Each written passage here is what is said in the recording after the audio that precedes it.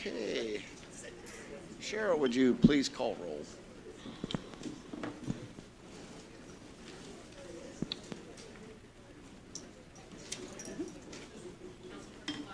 Here. Here. Here. Here. Here. Here. Thank you.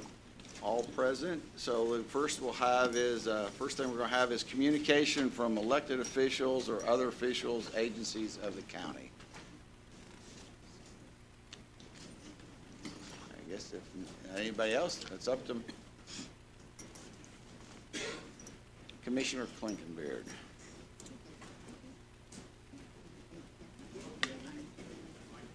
Come up, you might need your help.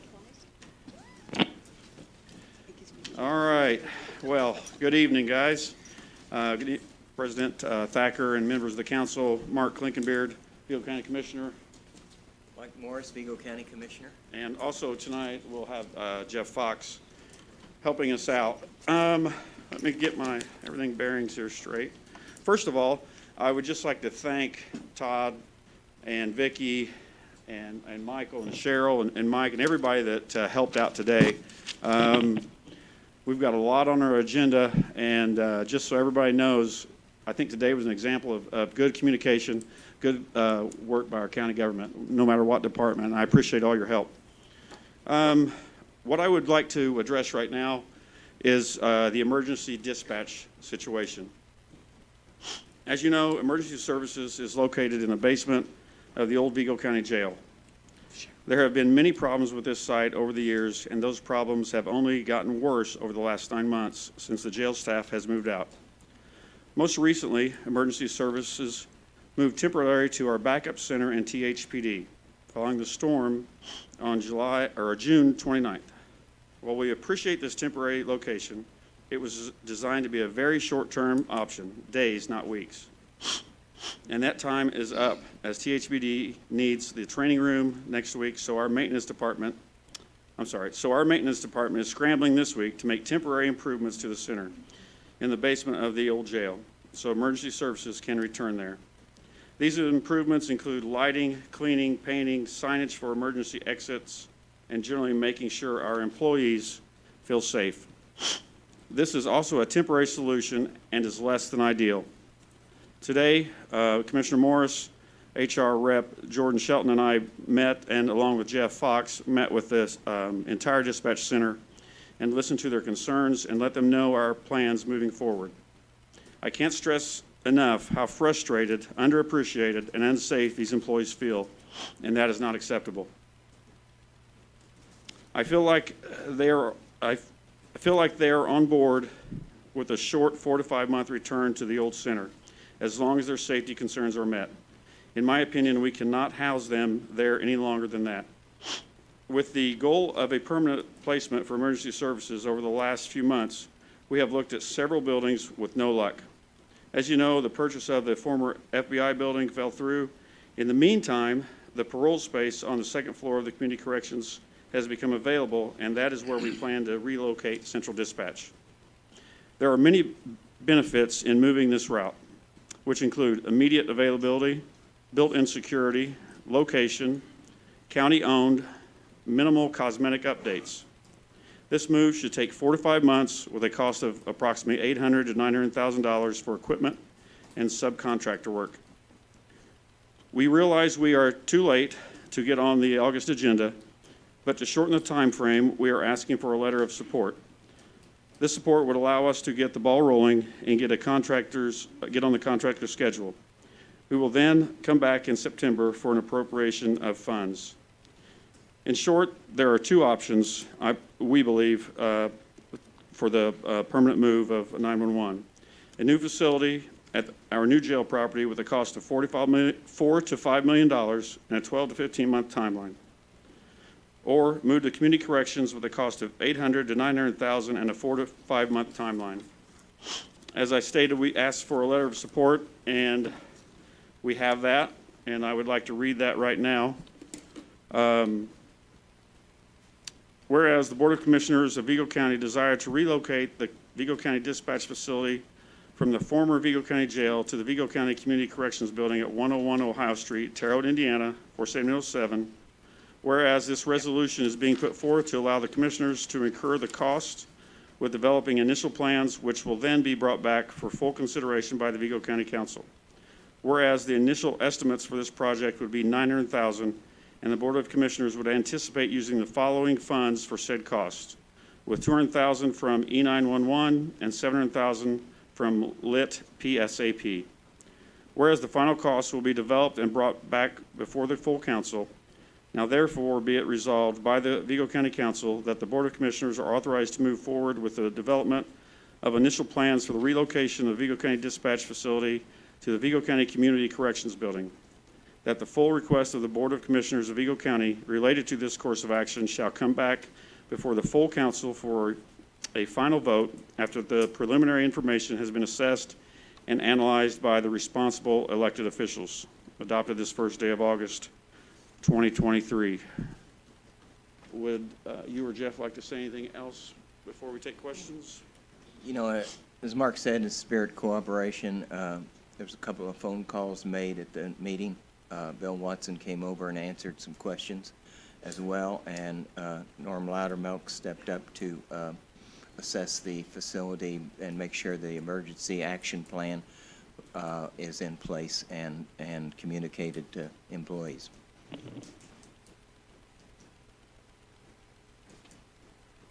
Good evening, members of the council. Jeff Fox with the Sheriff's Office. I was asked to look at the intricate details, the IT perspectives, radio, all the actual details, if you will, and a recommendation as to my assessment of the feasibility of moving our communication center. We've been looking at that over the past several weeks and met with multiple vendors. I feel very comfortable that the facility that is being proposed will be more than adequate to serve our communications center. Obviously, they're going from 2 offices to the area that was recently vacated by state parole. That's going to afford them multiple offices, training, break room, all those kind of things that you would expect for our employees to have access to. Their current dispatch center, which is where they take all the phone calls and all those kind of day-to-day operations, is currently about 900 square feet. This area is about 1,400 square feet.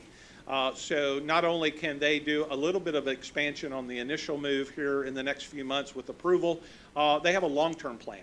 So this is something that I think we all strive for, is making decisions about not only short-term need but long-term plan.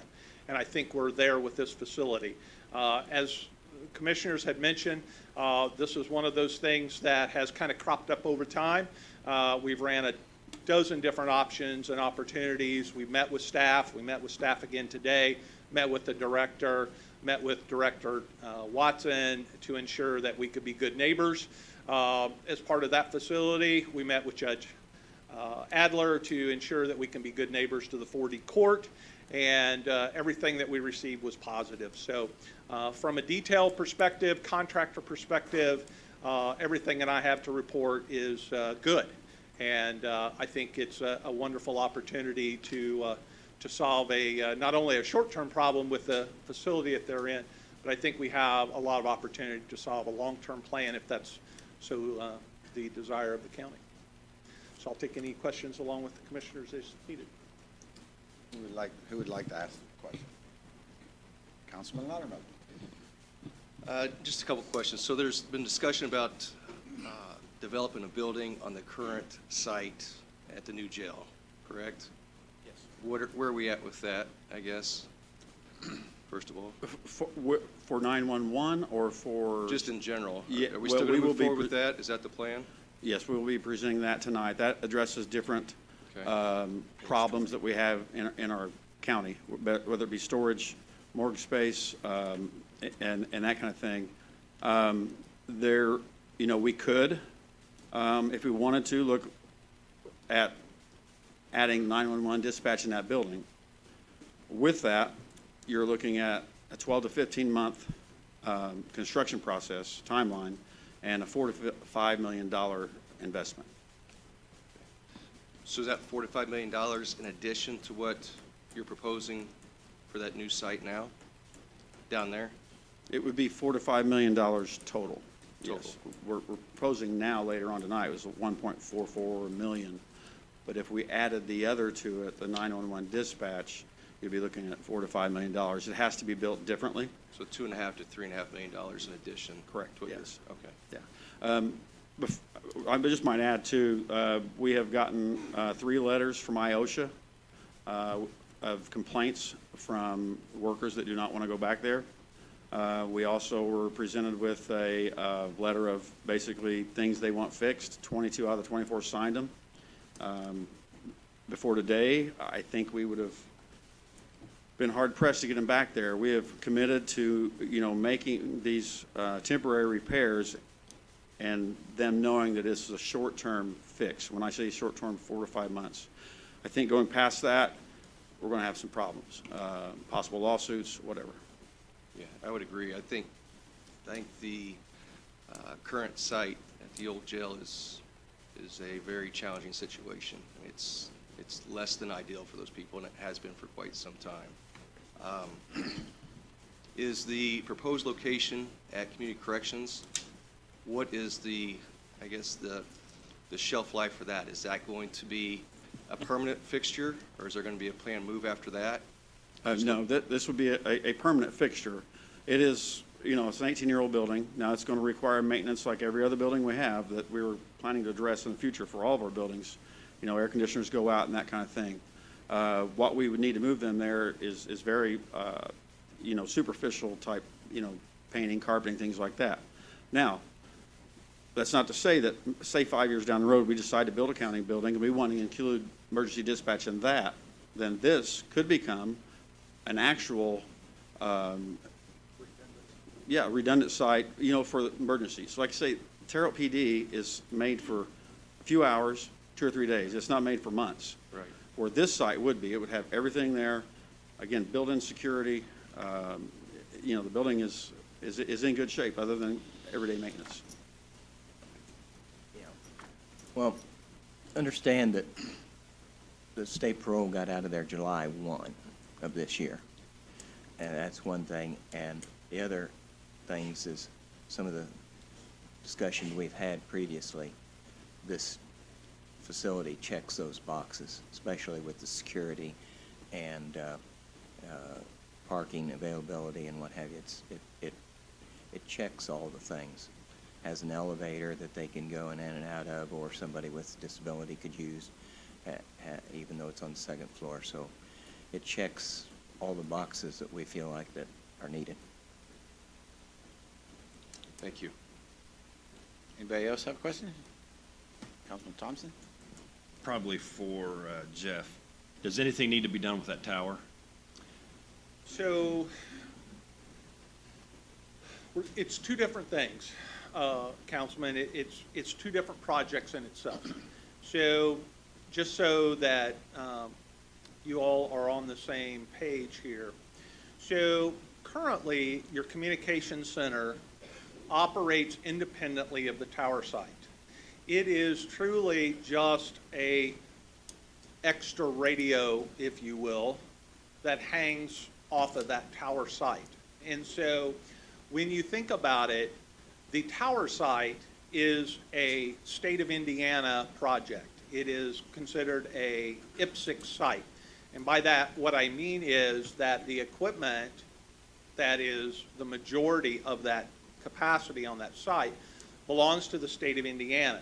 This was a project that was done many, many years ago, whereas that tower and its equipment not only serves the entire state of Indiana and all public safety that pass through our community or that are that operate on that system, but it also holds equipment for the school corporation, the sheriff's office, the city parks, county parks, things like that. So it's kind of its own animal in the sense that it sits there and does that. So if dispatch is moved, that is a project in itself, and it would simply relocate to its new home and reconnect to that site. Once that's accomplished, then the decision would need to be made if that basement area that basically houses all that equipment, if the decision is made that the building's going to be tore down and then that equipment would need to be relocated, then that'll be a separate conversation that the county and the council would have to have.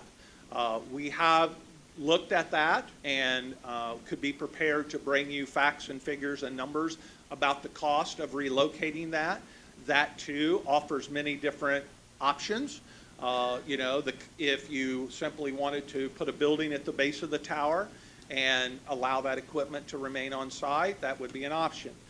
Moving that equipment gets more challenging because of its connectivity back to that site, and then you're dealing with a lot of other hands, and so you'd have to sit down and come together. So, Councilman, for the short answer is, it would be an independent conversation because dispatch operates independently of that site.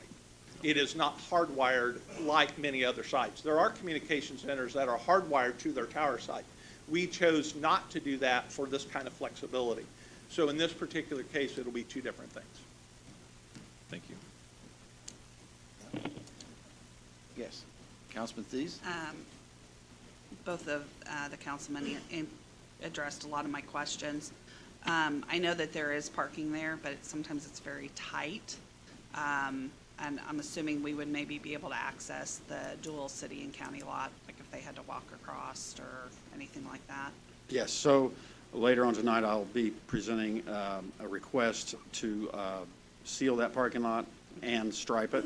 But what we are proposing is that we would have however many they need, 8 parking spots dedicated with signage for 911. And then, and our employees there and the customers, what have you, would be able to park in the outlying areas. Okay, that's probably one of my concerns. And then as far as like the bandwidth and the internet service and stuff, are there gonna have to be major changes made along with, is that included in what you're asking for cost-wise? Yes, Councilman, it is included in the estimated cost. Okay. So again, just to give you the 30,000-foot level so you understand what would take place. When the new jail was constructed, part of that project constructed a fiber optic ring that connected our old jail, the new jail, and the Terrell Police Department headquarters, so that if dispatch needed to move to the PD headquarters as they are today, then we remain within the network, if you will, of the, not only to access the sheriff's domain, but also the county network. And so, honestly, this project will simply be asking Joink to simply take that ring and pass it through community corrections and take it out of the old jail.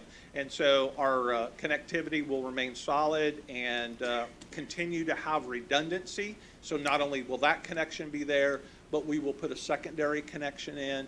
And so we have plans in place to do that. And also, with moving to that site, also is moving some other fiber optic connections that they have back to WTHI for radio communications.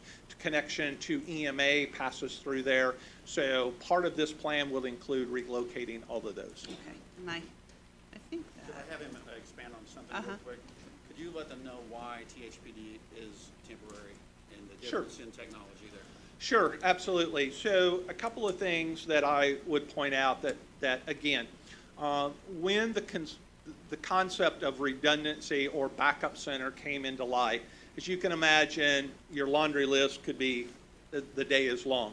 So you have to balance immediate need versus cost ratio. And so when we looked at that, we felt like, as again, we needed to be in a position to last hours and a day or two, not a long-term solution. Right.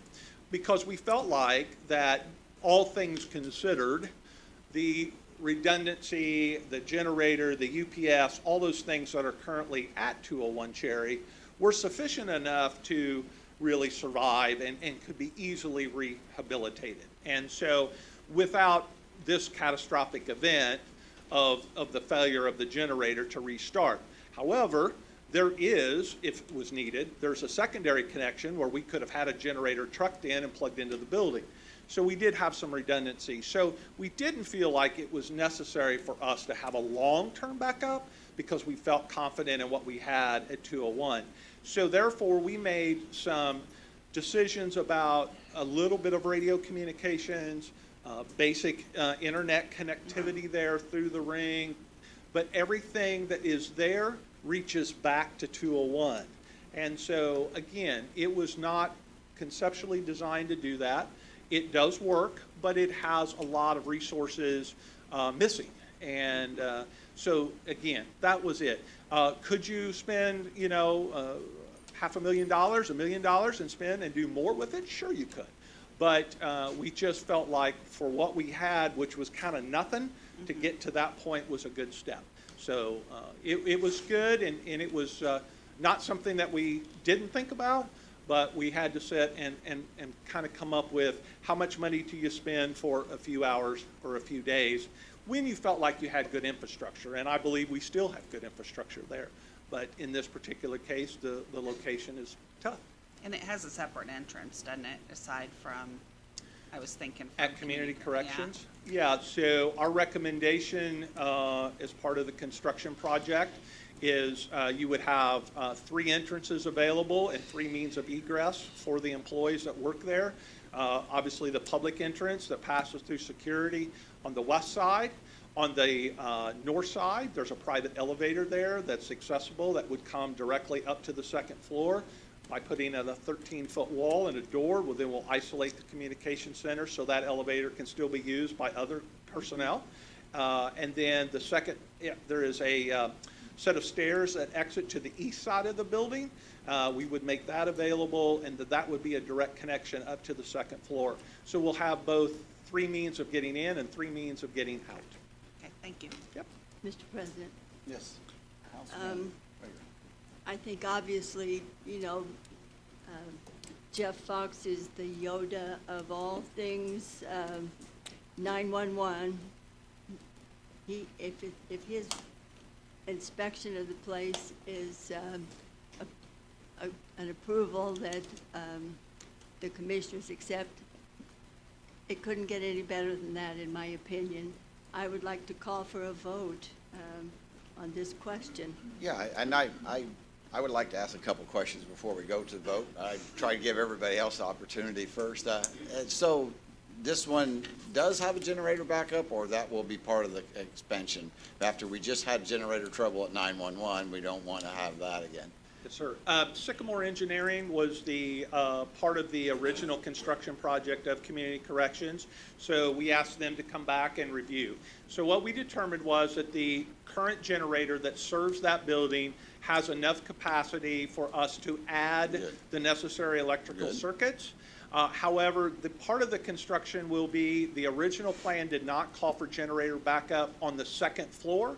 So part of our project will be extending the electrical panels for the generator to the 2nd floor, and then the entire building will be on generator power.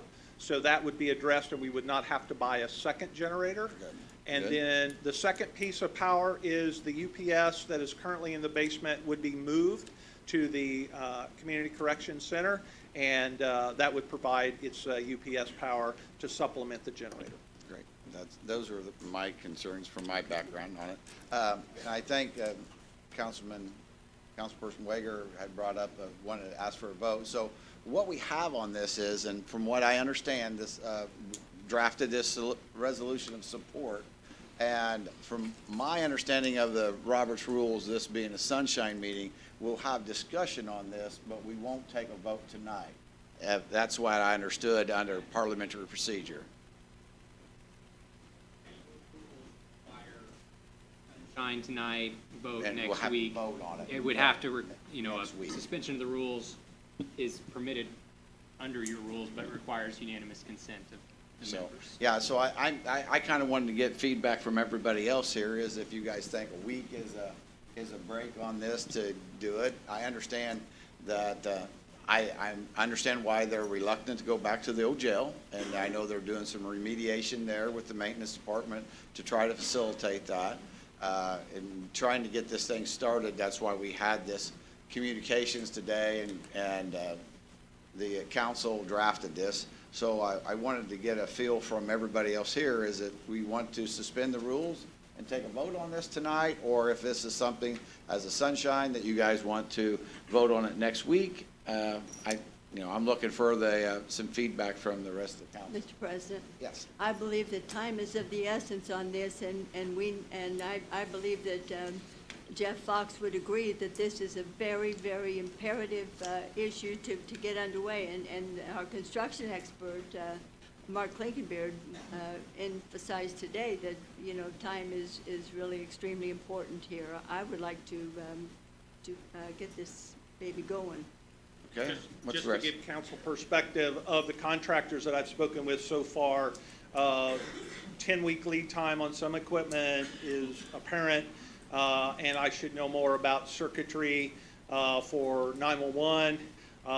Initial estimates could be 4 to 5 months, so I appreciate a week doesn't seem like much, and I respect that, but I will just let the council know that that is some timelines that we are butting up against so that you can make an informed decision. What's everybody else feel on this subject of urgency now or next week?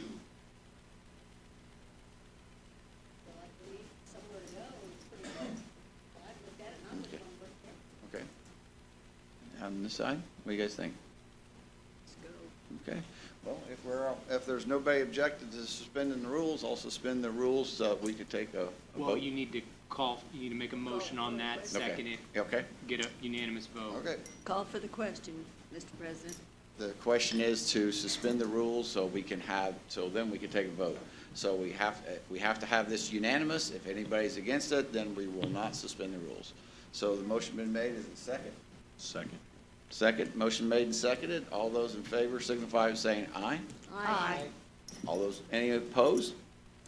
Then we will suspend it, and then we'll take a vote on. So we'll go back to, and there was if we could do it again, I'd like to have a motion on this resolution of support. Mr. President, I move that we approve the resolution of support, which is not numbered. Do we have a number on this resolution? Okay, dokey. The resolution of support to relocate the Vigo County Dispatch Facility from the former Vigo County Jail to the County Community Corrections Building at 101 Ohio Street, Terre Haute, 47807. Is there a second on that? Is there a second on that? I'll second it. Okay, we have a couple seconds. So as soon as we can vote on it, then we will number the resolution on that. That's a clerical issue. Let's have a roll call vote on that while she's getting that. Would you mind? We have a resolution number? Still, we don't, but we'll put that in there. Yeah. Okay, resolution 14, 2023.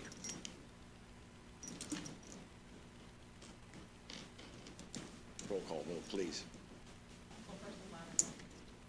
Aye. Aye. Aye. Aye. Aye. Aye. Aye. Motion carries, thank you. So you have your resolution of support. We'll So get to now work. we will revert, do you have anything? you We'll want to- get to work on it. Thank you. Your employees, really, thank you. Yeah, I have to say this is because I've gotten a lot of questions on this. This is a issue that we're dealing with because somebody else didn't deal with this before. And I've got to say that because I think it's imperative that every time we don't take action on something, then we have an emergency like we have today. When everybody knew that they were moving out of the jail, there was no reason 911 should have got left behind. And I can say that because I wasn't involved with it, I'm just involved with it now. So that's my frustration with it. I don't like having a gun held to me to have to make a decision on it, but that's what we have here. So I that's can just, assure you that's my frustration also, I as well as know we've we've had got this- that question today with the employees. At So- this point, we're just, We're just fixing making it. the best of a bad situation and moving forward, and I thank you all for your I didn't support. bring it up ahead of time because I didn't want okay. to taint it, but now that's over, that we said it. So, okay, so now we'll go back under regular sunshine meeting. Is that we have to take any action to do that? You have to make a motion to reinstate Okay, the rules. okay. Can we get a motion to reinstate the rules? So moved. Is there a second? All those in favor? Aye. Thank you. So that was a good practice of procedures in a half hour. Government by crisis. Yes. So let's go now to the, another hot topic that we've been dealing with since April, the Baker Tilly study. So unless I should ask before we move on, is there any other elected officials or other officials, agencies of the county? I don't want to skip over, glaze over anybody because of what we had going on with the commissioners. So, I've been working with Mike Wright and Kara and Cheryl, and we've been trying to get something together on the Baker Tilly study to present. It was the intentions of this council to try to do something for the ones that were at the bottom of the pay scales. And so that's what we've been trying to work for. That's been a goal. Then everything else that we do is going to have to be addressed with the budget that we're going to be meeting with starting tomorrow.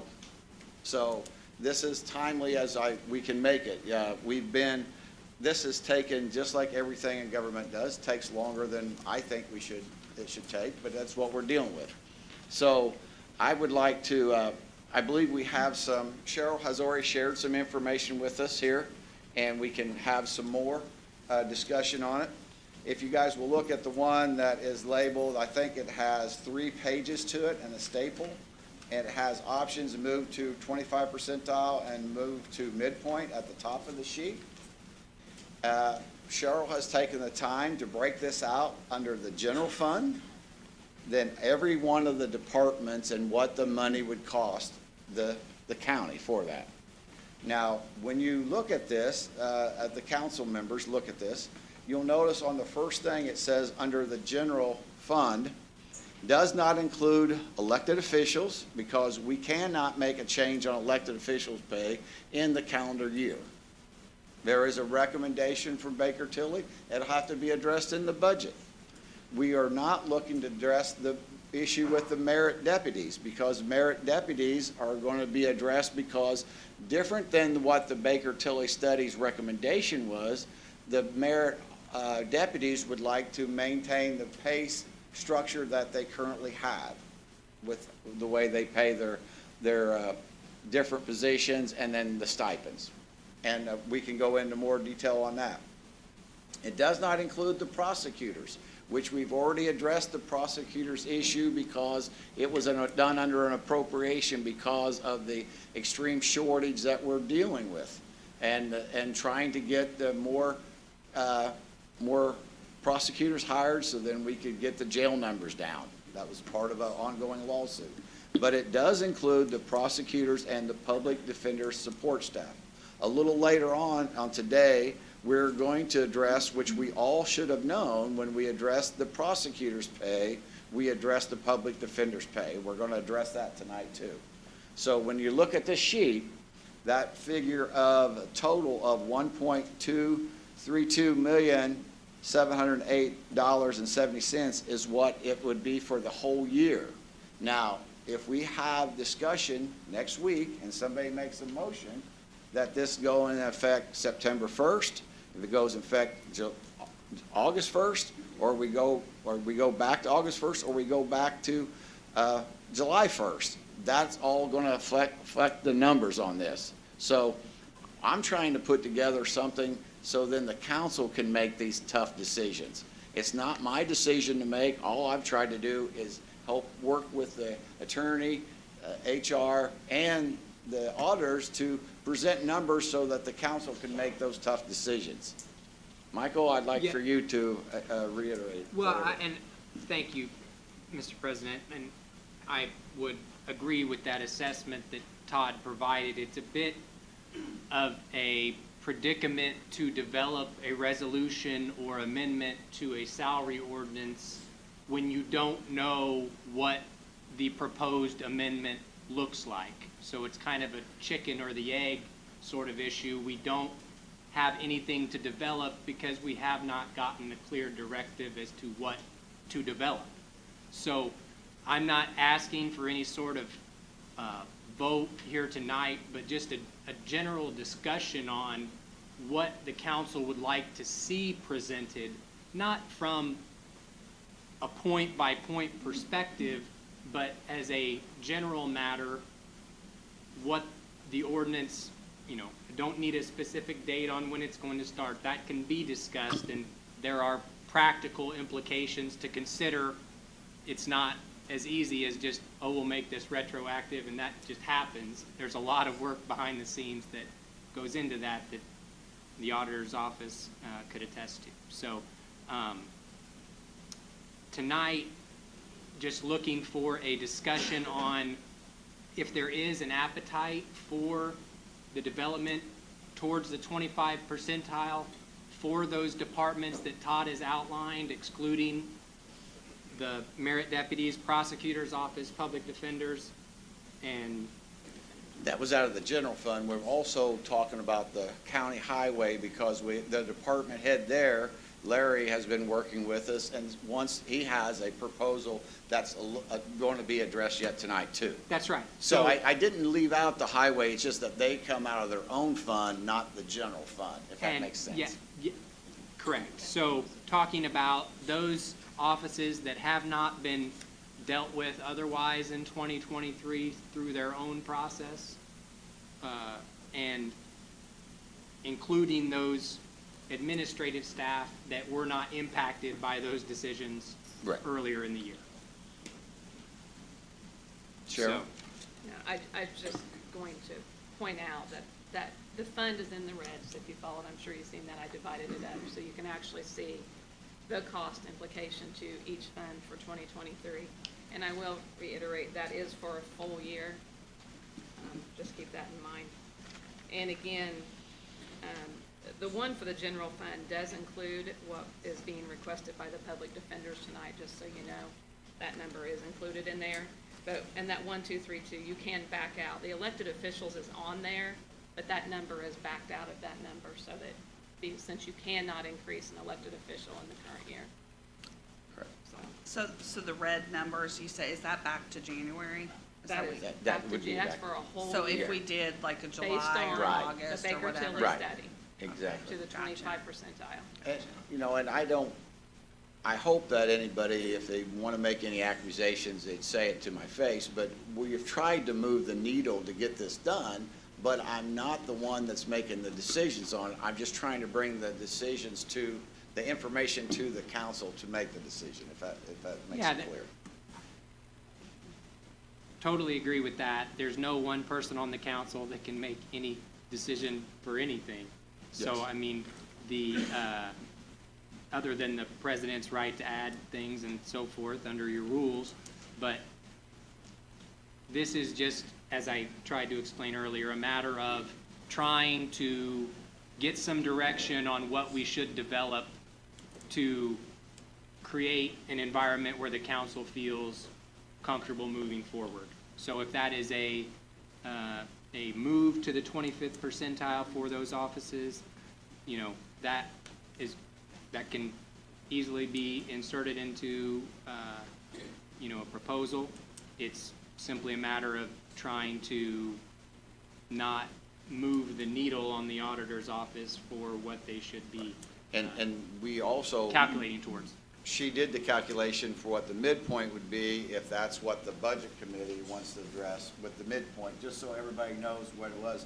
We had, when we got the study back, we had a minimum, a midpoint, and a maximum. We added this 25 percentile. It's halfway between minimum and midpoint. Midpoint was the market, and midpoint would be, in the general fund, we're talking about 2.6 million, and we're talking 1.2 million for the year.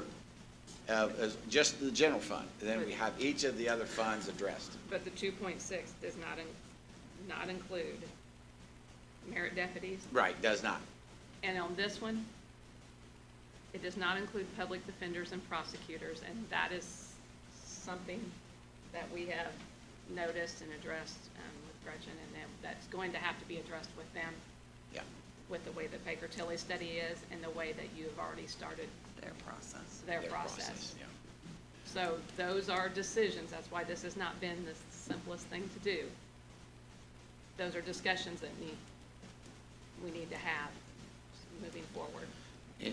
And the process of having that is, the Baker Tilly wanted to have a meeting with the department heads and the council, and we were told it was a violation of open door policy, or it was a potential problem, so we elected to only talk about this as a public forum, so this is the public forum that we need to talk about it is. So if somebody has a feeling on what they want to do is, I know at one time, I was told from some of the individuals that we wanted to do to the 25 percentile mid-year and go retroactive, which would be July 1st, but if you guys decided you wanted to do it June 1st or August 1st or September 1st, it just changes the value. So, and what you guys have, what the appetite is, I think, is what the council said, it would be helpful.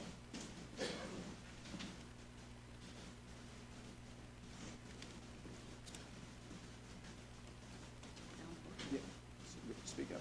You have. I hope something. Okay, Marie. Having sat on the budget committee last year, and I'm sure Councilman Thompson can agree how frustrating it was not to have our tools to get things done and move on this. It's been a long process. I think, at a minimum, I would like to see us at a minimum start at the June process, just because that's around the time we usually do budgets, and we should, it should have been rolling. I don't know what the appetite is for everyone else. If somebody else thinks we should go with, the full year, but Is it's that been the a front- 25, at the 25%? 25. Okay. And then I think the rest addressed in the budget process, just because I think it'll make it more clean process to do it that way, and be all finalized and kind of done with it. But, ideally, I felt like we were dragging. I'm good with January as well, but I'd like to see what the rest of the committee thinks, because we really kept thinking we were going to have it, by last year's budget, and we never did. So it was very frustrating, and I know it was frustrating for all of you as well. Mr. President? Yes. I think we're going to have to take a look and see what this does to the whole fund, add all this up. I mean, these are enormous amounts of money, considering what we have to lay out for all the other costs. And before we make a commitment, we need to look at the whole budget. That would be a responsible way to do it. I wish we'd give everybody 50%, actually, but I'm kind of looking at the figures and adding them up in my head. My head kind of exploded. And when I talked with someone earlier about it, we talked about July 1st, meaning that's 6 months, that's halfway. We think June being the middle of the year, but really July 1st June 30th is the June middle of the year. 30th is the middle of the July year. is So when you- I know initially we talked about making, in April, we talked about going to the minimum, which was a lot less, and it was going to be, we were looking to do it to January, but we had some problems with that, with the Baker Tilly study. That's why we didn't get that done. So. Cheryl, how this is mostly from general fund? But The you got, impact. it broke down all Yeah. over. That first one is general. Yeah. And if I'm not mistaken, when we get into the budget, when we're talking the bigger step is the midpoint, some of these smaller ones may have to be subsidized by the general fund if we make that move. And that will be for the budget committee to research. And so we were trying to take the most impactful move that we could do that we knew that we could afford at this time, so. Yes, Councilman Thompson. What is our projected operating balance at the end of the year? Do you As have of it? today, 21 million, 21 plus 674 for the general fund. General fund.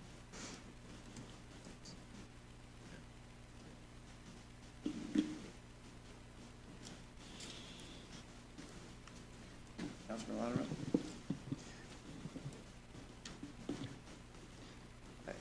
I'm just glad that members of the council can now appreciate how daunting and difficult a task this was. Sure. I remember this time last year, there were whisper campaigns going around from members of this council that the study was being held and we didn't want to submit it. So I'm glad everybody can appreciate now how difficult this was. With that said, this is something that we had hoped to have at budget discussions last year. Unfortunately, we didn't.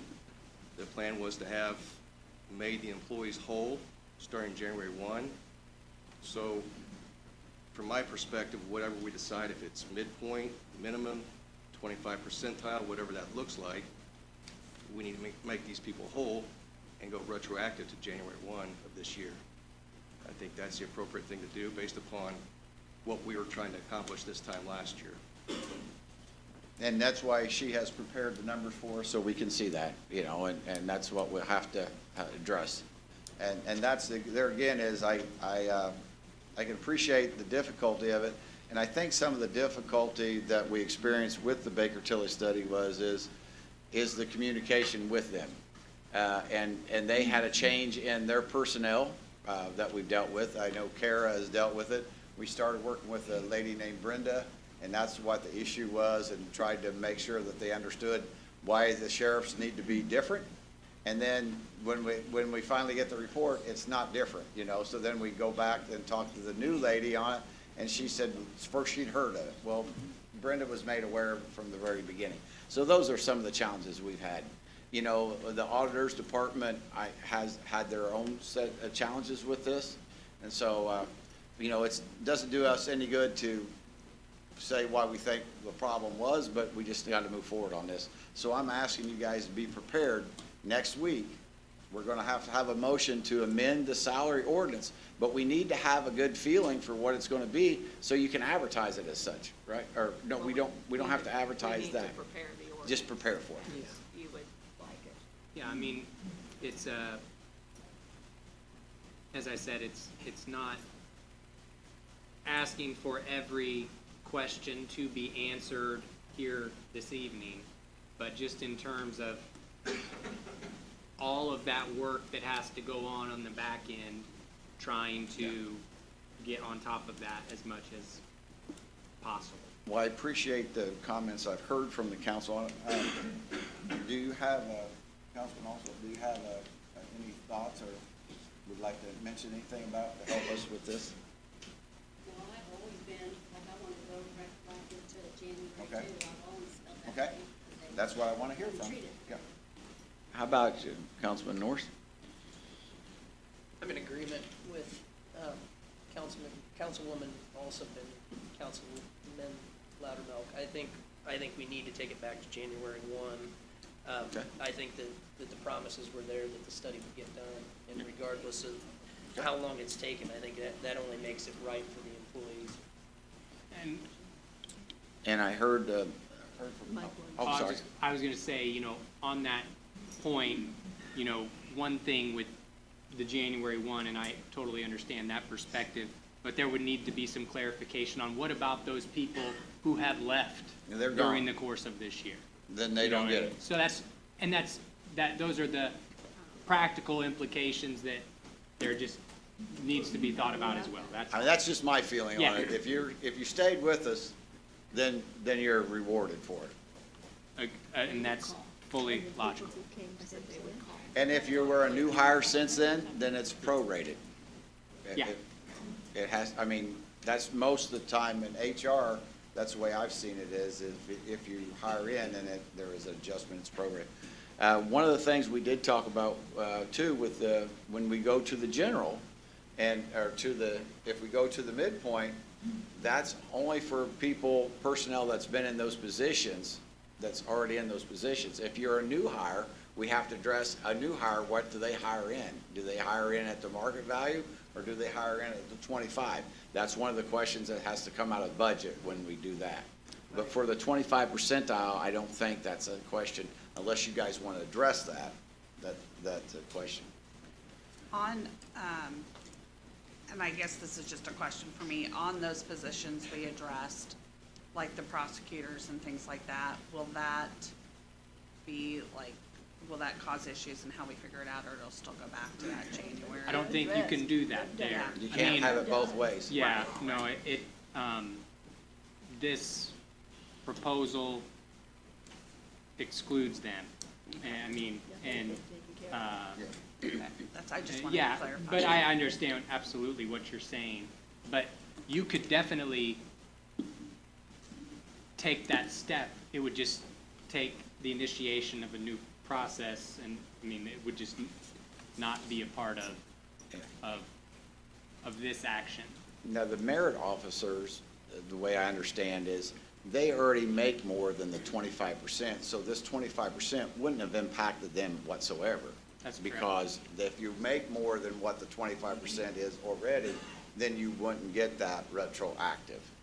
So I That's want to make correct. sure everybody understood that. So, do you feel like, this is auditors, do you feel like you have enough feedback, Cheryl, that, Yeah, I that- do want to clarify. that you can present something? Can I clarify for the sheriff's department so that they don't, that their staff Yes, is included in this? right. In your building. This is merit deputies only that you're talking about. Very similar to what we talked about with the prosecutors and the public defenders.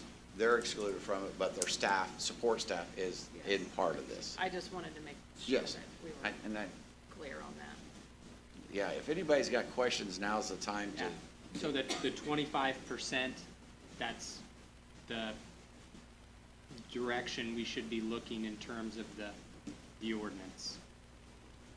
Yeah. that- the amendment. The amendment, Yes, correct. the amendment to the salary ordinance. Is that what everybody feels like now? I mean, there again is, we're just trying to get this together so we can propose it, to have it, numbers for you to look at. That's why she's done it this way. Is that fine with you, or, and then we do the midpoint during the budget? Yep, Okay. or And whatever. it's gonna be a big task off of the budget, too. Yeah. I just have a question for Cheryl. Yes, go ahead. Cheryl, there's a sheet that was handed to us that also shows the public defenders, a printout. Or do you have this? I do, and if you, that's because the public defenders have a request on for Right, tonight. right. So Can we figure that's probably somewhat of a number? that's included in your total. Okay, that's included in That is the- included if you see the public defenders, that's to bring them up to the 80% of the prosecutor new scale. That's That has to be 1.7 done, total that's- bottom figure. And Councilman Norris, that was because of, we said whenever we knew that we took any action on the prosecutors, that we knew 80% was gonna have to go to the public defenders, and so we did that, we factored that into it. Okay. So just so you know, that is some discussion, Michael, that the public defenders have a separate request Okay. tonight, Right, and that's to bring them up to the right. 80%, which if you decide to do it, what date are you gonna do it? Yeah. And in the same way you have the highway on there. That's fine. That's right. Just throwing those things out there if you decide to go to January for one.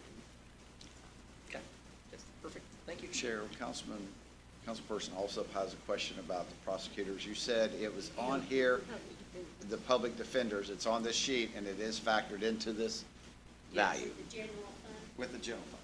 yes, public defenders are paid. That's from that, general it's that, it's, their part is that, And that's because you hadn't done anything with them $199. yet, and they're on here separate tonight. The prosecutors you had already addressed for 2023 was the assumption. This was for everyone else.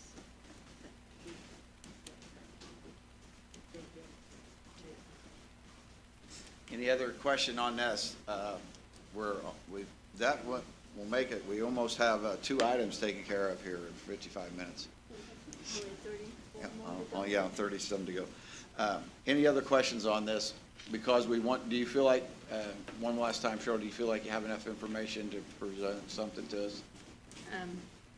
Sim, I'll work with the attorney and No, I we'll move it do. to the 20, I Okay. mean, we'll bring you the 25 percentile, and then you can make your decision On the date? on the date. Okay. Okay. So with that being said, we have I have to do a first reading of the summary of references for proposed ordinance. I'll read down through those. And number one is a resolution for reallocation 2023-12 juvenile court out of series transfer. Number two is going to be a resolution 2023-13 modifying local income tax rates. Number three, salary ordinance 2023-39A assessor stipend. Number four, salary ordinance 2023-41A public defender adjust pay rates. Number five, salary ordinance 2023-53A highway adjust pay rates. Number six, additional appropriation 2023-40 courts supplemental to work release / indigent. Number seven is additional appropriation 2023-42 building maintenance paving. Number eight, additional appropriation 2023-43 commissioners maintenance building new. Number nine, additional appropriation 2023-44 lit correctional rehab supplement to drug court. Number 10, additional appropriation 2023-45 ARPA grant fund recreational trails project Riley. Number 11, additional appropriation 2023-47 ARPA grant fund West Central Business Hub. Number 12, additional appropriation 2023-48 ARPA grant / happiness bag. Number 13, additional appropriation 2023-49 ARPA grant St. Mary of the Woods. Number 14, additional appropriation 2023-50 ARPA grant Terre Haute / Vigo County Humane Shelter. Number 15, additional appropriation 2023-51 ARPA grant Thrive West Central Housing. Number 16, additional appropriation 2023-52 Adult Protection Services Grant Fund. Okay, that being concluding the readings, first readings, reports from committees. The only committee that we have ongoing right now was the Baker Tilly that we give it, and then we'll have starting, and I would ask Chairman of the Budget Committee if she has anything she wants to say on that, starting with the budget. Tomorrow morning, we have reports, we have meetings with the department heads. That will be tomorrow through Friday. And if you don't have your schedule, reach out to Karen, and Okay. she'll set you up. She's Make su- gonna be making biscuits and gravy every day. Oh, I made okay. that part up. Okay. Resolution and ordinance other than appropriations. The first one we have up is a resolution of reallocation 2023-12 juvenile court out of series transfer. And I believe on that one, who do we have speaking on that one tonight? Okay, come on up. Damn.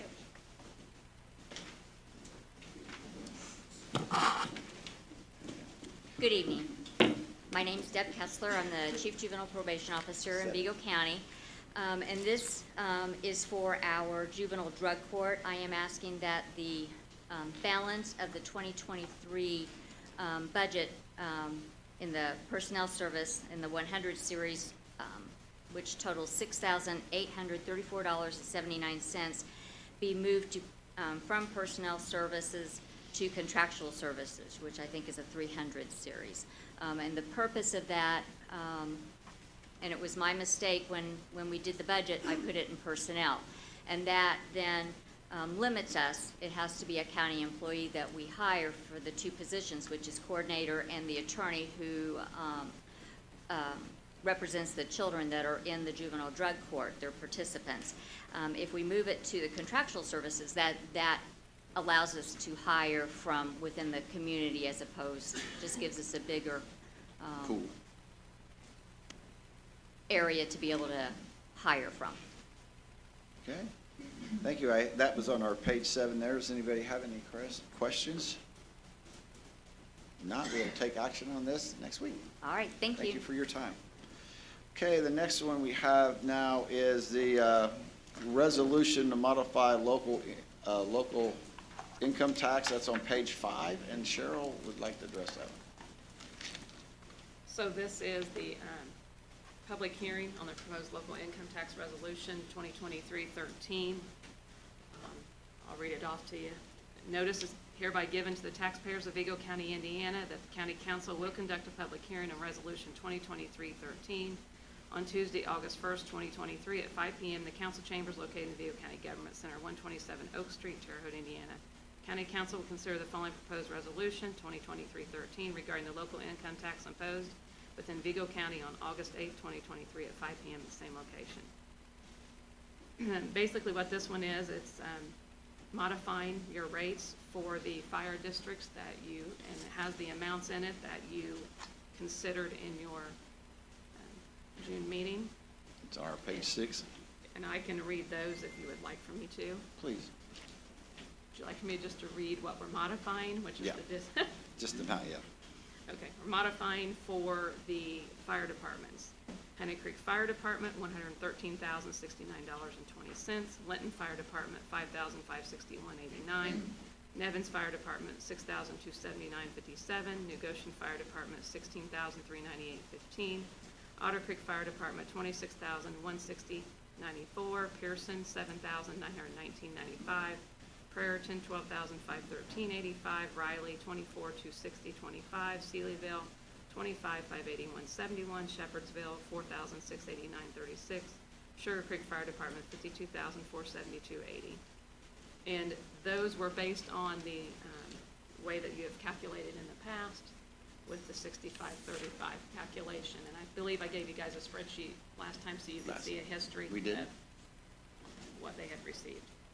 Anybody have any questions for, regarding Resolution 2023-13? Hearing none, we'll move on to, so we have, the next one is ordinance related to appropriations. The first one we have is salary ordinance 2023-39A, assessors regarding stipend. And that is on, it's a second there, page 11. Council. Kevin. Kevin, County Assessor. I'm assuming you've got the paperwork in front of you, same thing that I've got. But basically, PETA BOA, the Secretary of PETA BOA is something that by statute, the assessor, county assessor's office has to maintain. And in maintaining that, they have to do everything that has to do with scheduling, recording documents, presenting things to IVTR if it goes to a state hearing, setting up the hearings, notifying the petitioners. It also has to do with doing the informal hearings that take place. And I threw some numbers on here just to give you an idea. In 2018, there were 1,643 appeals. 2019, 819. 2020, 491. 2021, 433. 2022, 844. And in 2023, on your paper, I had put 410, but now we have those all logged in. There's 502. Now, each year on top of everything else that you have to do that goes along with being the assessor, you have to take care of these appeals. You have to process every one of them. Now, as the assessor, I have delegated that to my chief deputy. So I guess what I want to point out here is I'm not asking for a stipend for me. I'm asking for a stipend for the position of Secretary of PETA BOA. And at this time, that would be my chief deputy. My predecessor may choose to do that themselves or delegate it to someone else. But I think that stipend should always go with that position because there is an extraordinary amount of work that is involved with this. And by putting that work in, it also does save the county money because we have to pay 3 members for PETA BOA to come to hearings. The more of these we can resolve in informal hearings, the less hearings we have to have, saves the county from having to pay 3 extra people. So I think it takes care of itself. I have spoken with Cheryl in the auditor's office. This would come out of reassessment, which is a levied fund. There would be no extra levy that would have to be done, no extra requests for funding. There's enough there to take care of it. I would like it to be retroactive if it's passed and begin this year. I mean, this is something I think should have been done years ago, so I would just like to address it now. That would be my question is, was this ever requested in your budget submission? No. Why? I actually didn't think it was something that was even possible. But then when I started becoming familiar with clerk's office and the fact that the clerk's required to be on the election board, the clerk gets a stipend and so does his chief deputy, I thought that's no different than my office having to maintain PETA BOA. Any other questions for the assessor? Does the amount then cover it to retroactive to January? that It you would request just be the 5,000 for the whole year, For the whole year? regardless Okay. if you've got 2,000 appeals or 200. Okay.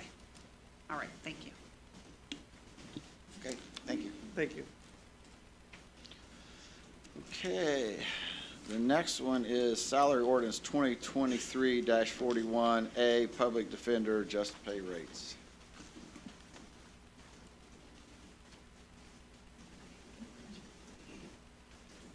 Good evening. I evening. think there's been some mention of our request already so far. Okay. And I think that, as the letter explains that we had gotten from the commission, I think the prosecutor's office back in January of 2023 had requested that they have an adjustment to their salaries. I don't think it was voted and accepted until June. We had, as an office, decided to wait till the Baker Tilly had come and been done. But since the prosecutor had proceeded and got theirs in June, we had to act upon this request now to make sure that we had pay parity with the positions that correlate into the prosecutor's office. So we have submitted a request based on the prosecutor's salary base that they had presented to the council, and have made a request for the amounts for the positions relating to their office. Very good. And we have a sheet that Cheryl has provided for that. The letter is on page 12. Does anyone have any questions for Chief Public Defender? If not, we will take action on next week then. All right, thank you. Thank you. Are we supposed to be, Okay. are we supposed to be signing this, or is this just for public comment? This thing that's up here? Okay. As for public. Okay, the next one is salary ordinance 2023-53A, highway adjusting pay. That starts on page 15. And also, Cheryl has, or Larry has provided a spreadsheet for that as well. Yeah, I gave, Oh, you did? Okay. So we have page 15 and the appropriate spreadsheet. Yes, President Thacker, member of the council, is Larry Robbins, View County Engineer and Highway Director. I would like to extend my gratitude to Cheryl for providing you with this spreadsheet and helping me put all this together. Without her, I couldn't have done it with all this, so thank you, Cheryl. So I'm here for you today. I have a request for amendment to the salary ordinance on behalf of the Highway Department employees. I've reviewed the Baker Tilly study, the revised study, and everything else. I've got a few corrections, some changes, some things that need to be addressed with that. So I've got a brief slideshow. I'll go through it as quickly as I can, just to kind of give you guys some background information to summarize everything, and we can move on. So just an outline. We'll start with the compensation study itself, changes to CDL requirements, competition we have with our employees, needs, stipends, proposed compensation, sustainability, and affordability. And then we'll end with questions. So, in reviewing the Baker Tilly study, the structure that they had laid out, it seemed to be more title-based rather than actual what the guys do as far as day-to-day basis. Some of the recommendations, the main one that was out, the working leaders that currently supervise the operators and the maintenance people, excuse me, were paid. We're showing the initial Baker Tilly study to be paid under what an operator or maintenance worker was. So that was something that shouldn't have done. There were some discrepancies with the operators versus the mechanics and other things. So it didn't quite mesh with what we currently do. So it would be a pretty good overhaul. The initial study itself also only recommended an increase for supervisors only, nothing for the highway guys in general, which, as you can tell, would be not a very good equation for us keeping employees. The recommendations that they had, like I said, the pay increase for supervisor stuff was just, the stuff that didn't quite fit with our day-to-day operations and the way we operate right now. It was revised, Cheryl, 2 weeks ago now. That Friday you had that conversation. So in this whole ask, I'm going to ask, right now all employees are required to have a CDL. I would like to establish a non-CDL rate so that we could hire some people in, possibly train them, get them going, and have some other options, expand our applicant list and everything else. But in doing that, I believe Baker Tilly they kind of arbitrarily bumped everybody up a pay grade to establish that, which is great, but it still had some issues that we need to work out, so. And finally, my thoughts on the use of the study. I mean, I still strongly recommend to the council that this Baker Tilly study is just simply that, a study. It's a tool, just like anything else, just like I'd use it for a bridge or anything else. It is simply a tool to move forward on. I would lean on your department heads to decide what they want to compensate their employees. Use this as a tool to verify or to check that, with that and move on. We as department heads kind of know how we operate, how we'd like to operate, what we can do, what we can't do. And then you obviously establish our budget to do that, so. Moving on, changes to the CDL requirements. The state did change, they require an entry-level driver training certification before you go test for your CDL now. So that's a written test and a driving test. That went into effect February 7th of 2022. In doing that, the state, raised the value of that CDL. It now takes you an average of $4,000 to $6,000 to be, to get certified, to be able to take the test, and that has to come from a certified source or a certified testing agency. You can get tested yourself, but then you get, you're becoming a training facility, you're in your own thing, you're not doing the job you're supposed to be doing. So, in that effect, I mean, that made the overall value of having a CDL more valuable, not only on our side and the state side, but private sector as well. So those are the issues that we are dealing with. Competition, as far as where are we losing our guys to? We're not necessarily losing them to NDOT street department, but they're facing the same issues that we are. Their starting salary is $23 an hour. So if I had a CDL right now and I was going to apply for a job, I wouldn't come here.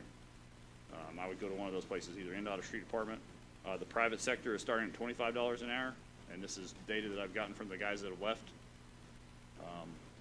Most of those from the private side of it are seeing 50 cent and $1 an hour increases after 6 months, and then either double that, at a full year. That's kind of their probationary period. So these are starting salaries of what they're coming out right now and of what we're doing. So street department has similar staff size to us, similar structure, but they're roughly, a few dollars higher than us right now, starting out.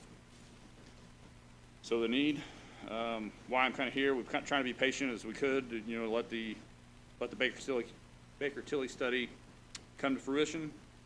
I don't think we need to delve into that anymore. But the need that we have right now is we have 5 open positions. Currently 2 mechanics, an operator, 2 maintenance personnel. We've had multiple positions open since February, and these are all since January. I believe when we had this conversation, I think Dave and Aaron, you guys came out and talked to my department back in November. Had full staff at that point. January moved down. Once one went out, they all just kept going, and the need, the private sector is what kind of drove that. They're making $25, $26, $27 an hour starting out, these other agencies, with no experience on our side, so it's just a revolving door. So currently right now I've got 26% of my staff with 4 months or less experience, 30% less than 5 years. So that is problematic on our side. I'm not seeing I'm seeing a drop internally as far as services go. We're not keeping up with the things we usually keep up with on an annual basis, mowing, patching in some areas, grading, storm cleanup. Some of those things are more difficult now with a smaller staff. We don't have many guys come in, overtime and things like that, and it's definitely difficult with a smaller staff and less experience. It takes those guys longer to be able to do that. Somebody that's, used to that or got more experience can do it a little bit quicker and a little bit more efficiently.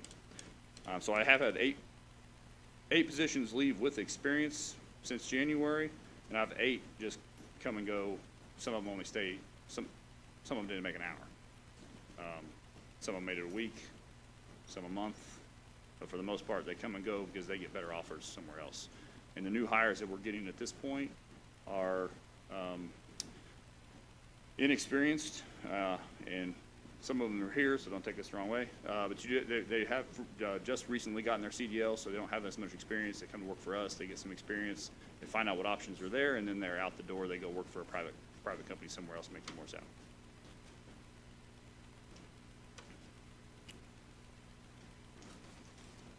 So the other thing with the inexperience that really is concerning from my standpoint is the investment in infrastructure and the equipment that we've had over the last 5 to 6 years.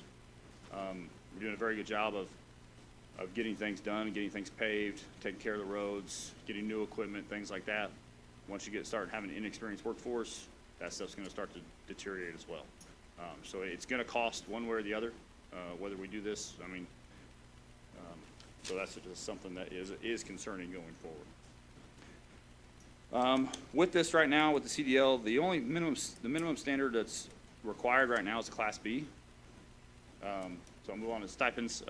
Right now, I don't have any leverage or any carrot to dangle at the end of a stick to say, hey, I need you to go get your Class A, or I need to get your tanker endorsement, or I need to get you a hazmat endorsement.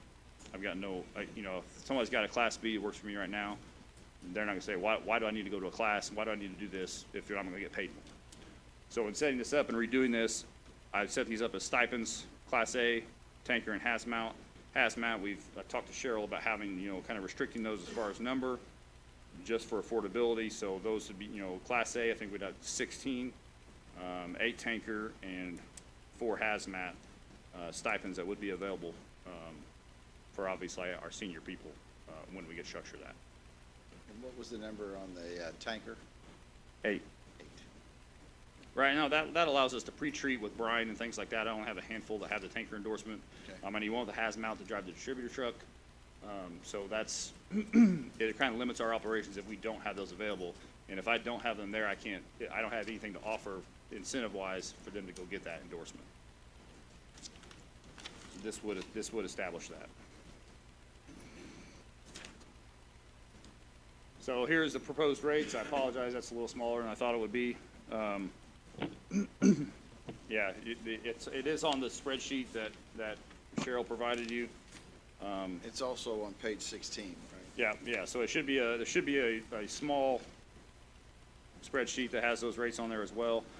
It establishes that non-CDL rate at $21.97, and then it goes up from there. The stipends within any of these groups would not jump a level, so that would keep them within the same level, so we wouldn't have anybody jumping over anybody or anything like that. So I tried to structure that as much as we can.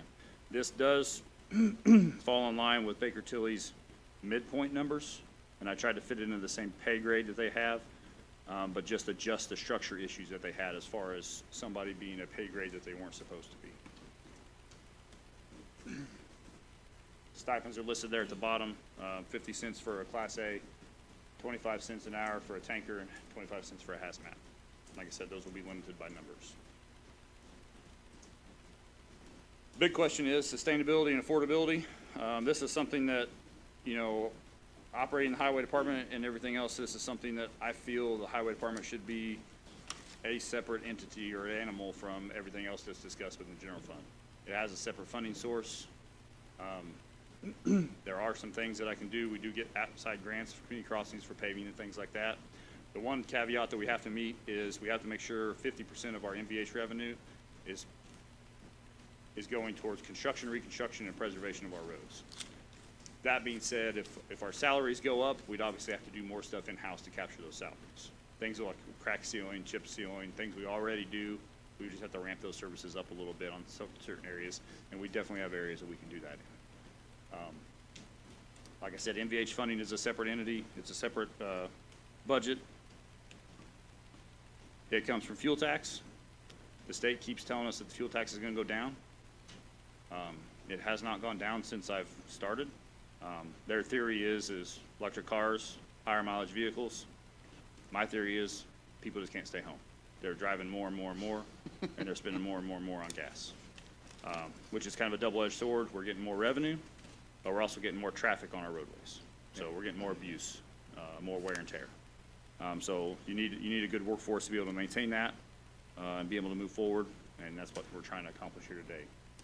Another thing that we can look at as far as sustainability, affordability to do, there is at least one position that I can potentially move out. That in the coming year, Budget-wise, we're doing some things. We're moving towards online permitting.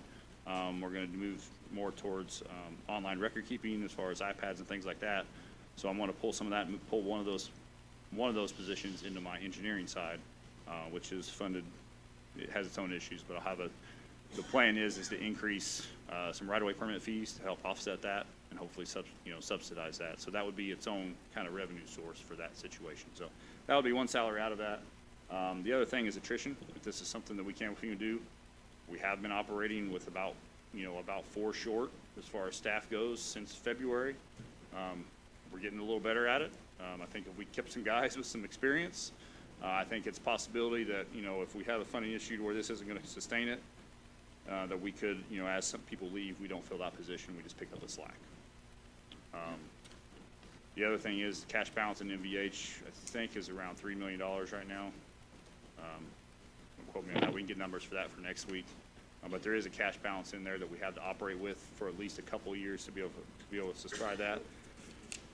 And the Cheryl's spreadsheet shows the increase would be about $480,000 annually. I am asking that this be retroactive to January 1 of this year. I have the same feeling of Councilman Loudermilk that this has been a long time coming. We've tried to be patient. I would make it retroactive to current employees because if, like you said, President Thacker, if they stuck with us, we'd like to reward them for that. Yeah. If they've left, then they've left on to greener pastures. And, the thing that I think we'll have to address is if we're looking to do a midpoint retroactive to, a 25% retroactive, and then what your numbers are equivalent to a midpoint, that's going to be something that we need to make sure that we're showing some parity there. Is the only thing we have to look at on that. Correct. So, but yeah, very good presentation. I didn't say beforehand, if you have a presentation, you go over more than 3 minutes, you get less votes. I should have qualified that, and I want to make sure for everybody that's got ARPA ones coming up, that is no, yeah. I try to keep it simple. I mean, I can talk about this all day. I mean, this is the stuff that we deal with on a daily basis. And you do an excellent job at it. No reflection on that. You do a great job for your department. Any questions for? Yes. I just have a couple, Larry. Sure. It's a great presentation. I always appreciate the information you put together. It's always clean, and it seems like you always have creative ways to get to where you need to be, so I can appreciate that. I just had a question about the stipend. I know when I was at the garages last year, there was a little bit of discussion about the mechanics and the amount of money they spend on the tools that they have to do the job. Is that something that is being considered or was considered? It is considered at this point. I think right now, I'm trying to get the salaries, I'm trying to get the bottom dollar to where it needs to be. 2 of those positions out of the 5 that I have open are mechanics. Okay.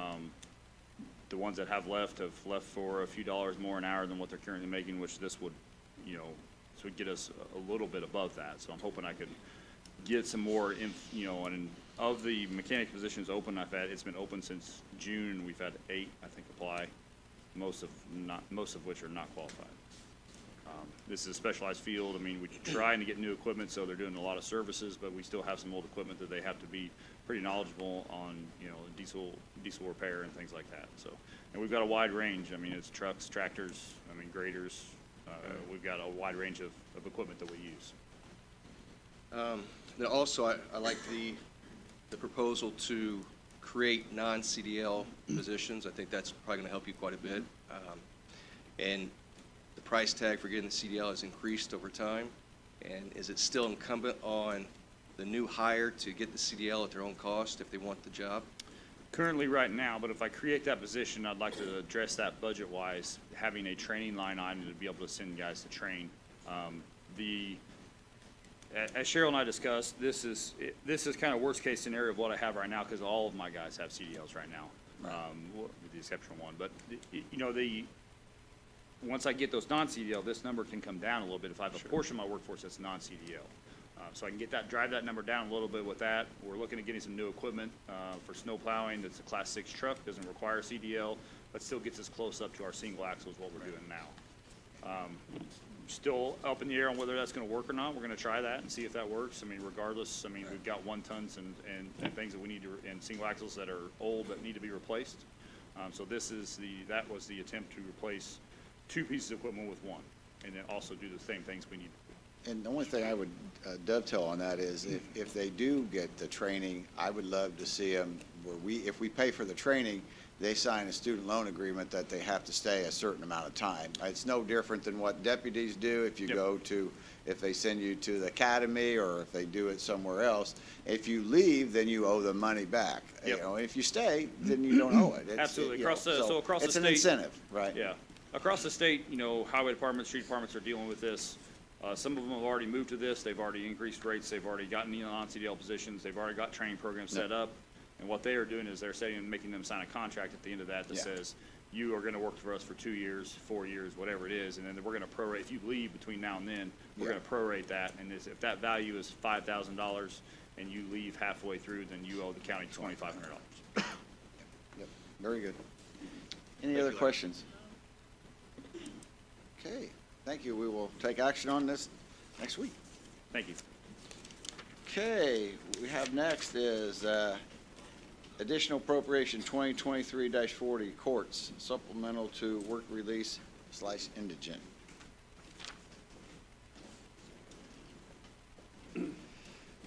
Good evening, President Thacker and members of the council. Thank you for having us here this evening.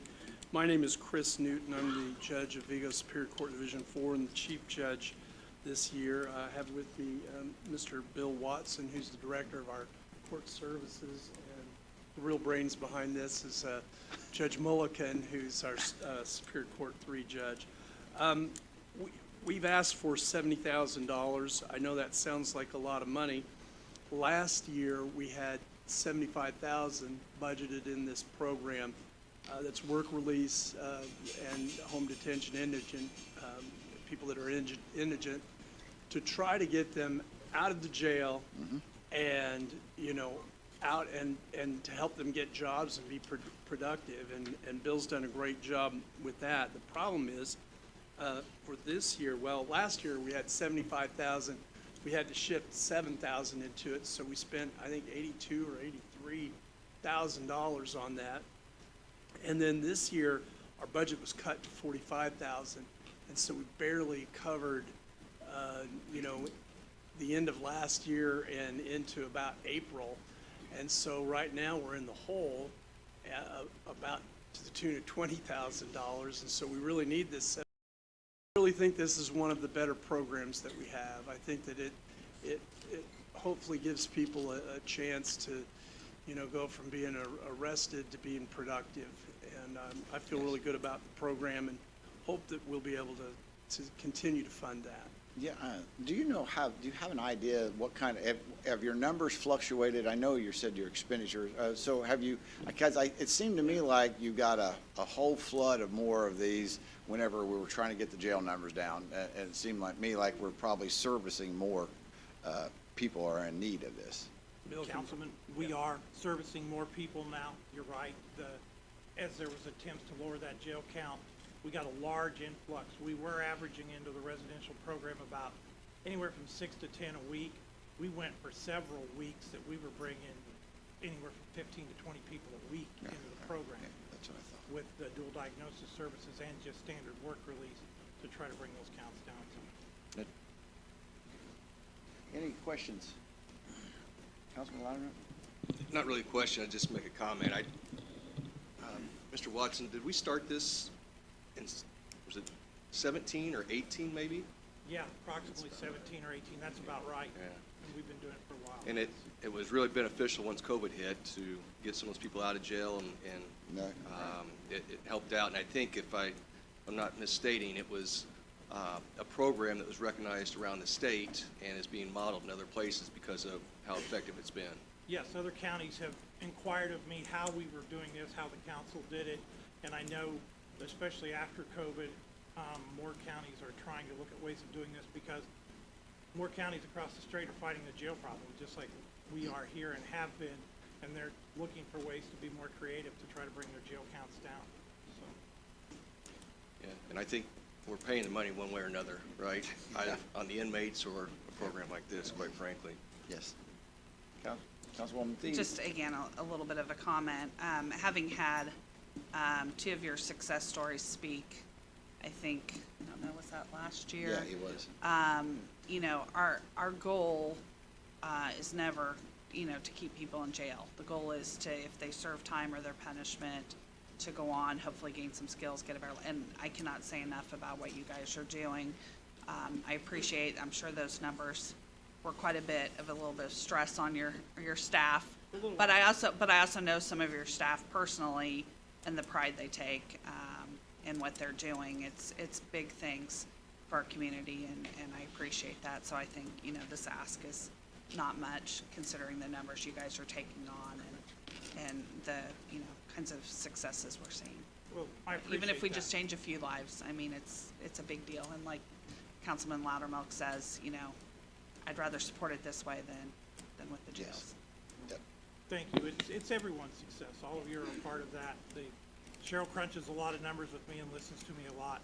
And, you know, sometimes it gets a little difficult from the number perspective and the dollar amount, but she's always been good about that. So we figure it out. So thank you. Well, we'll take, no other questions. We'll take action on it next week. I appreciate you coming in. Thank you. Okay, moving along, we are now up to additional appropriation 2023-42, building maintenance paving. And this would be on our page 18. Good evening, President Thacker, council members, Mark Clinkenbeard, Vigo County Commissioner.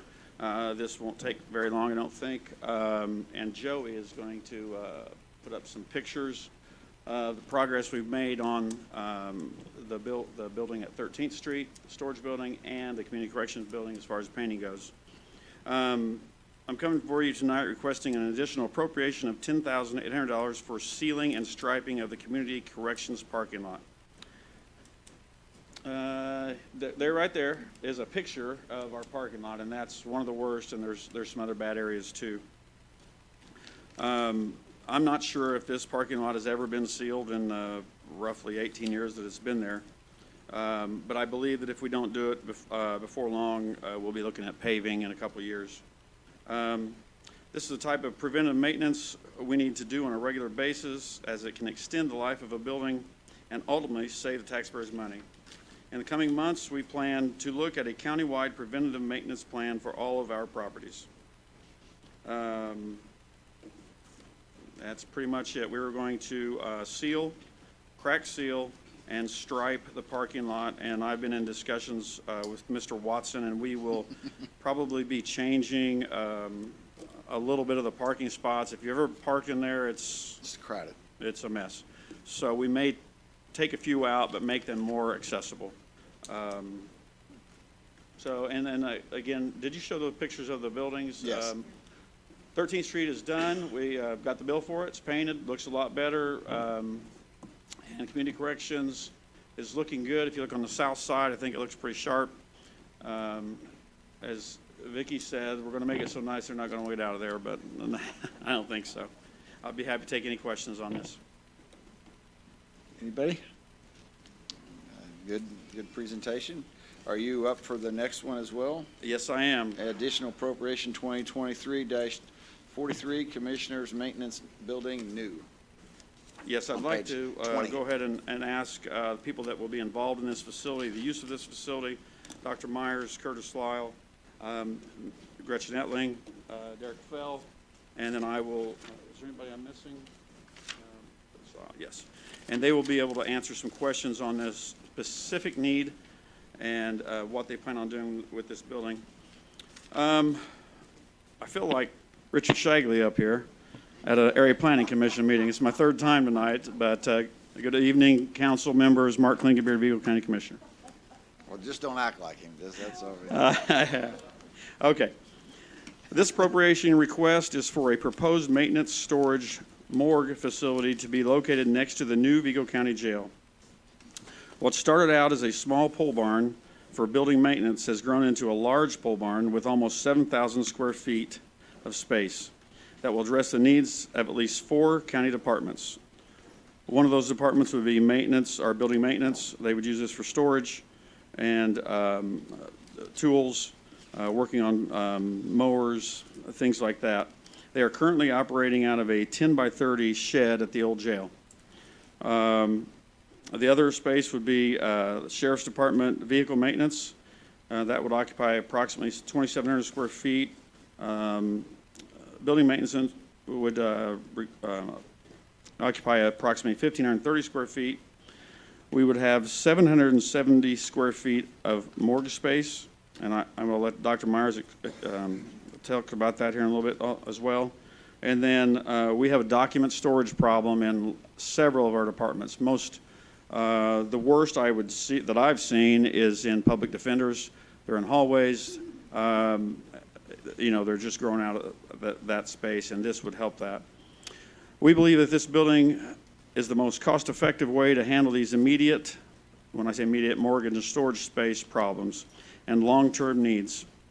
Depending on start date, whether it's in winter or this fall or whatever, this is around a 6-month project at a projected cost of $1,444,101, which includes lifts for the shop, for the Sheriff's Department, and coolers for the morgue.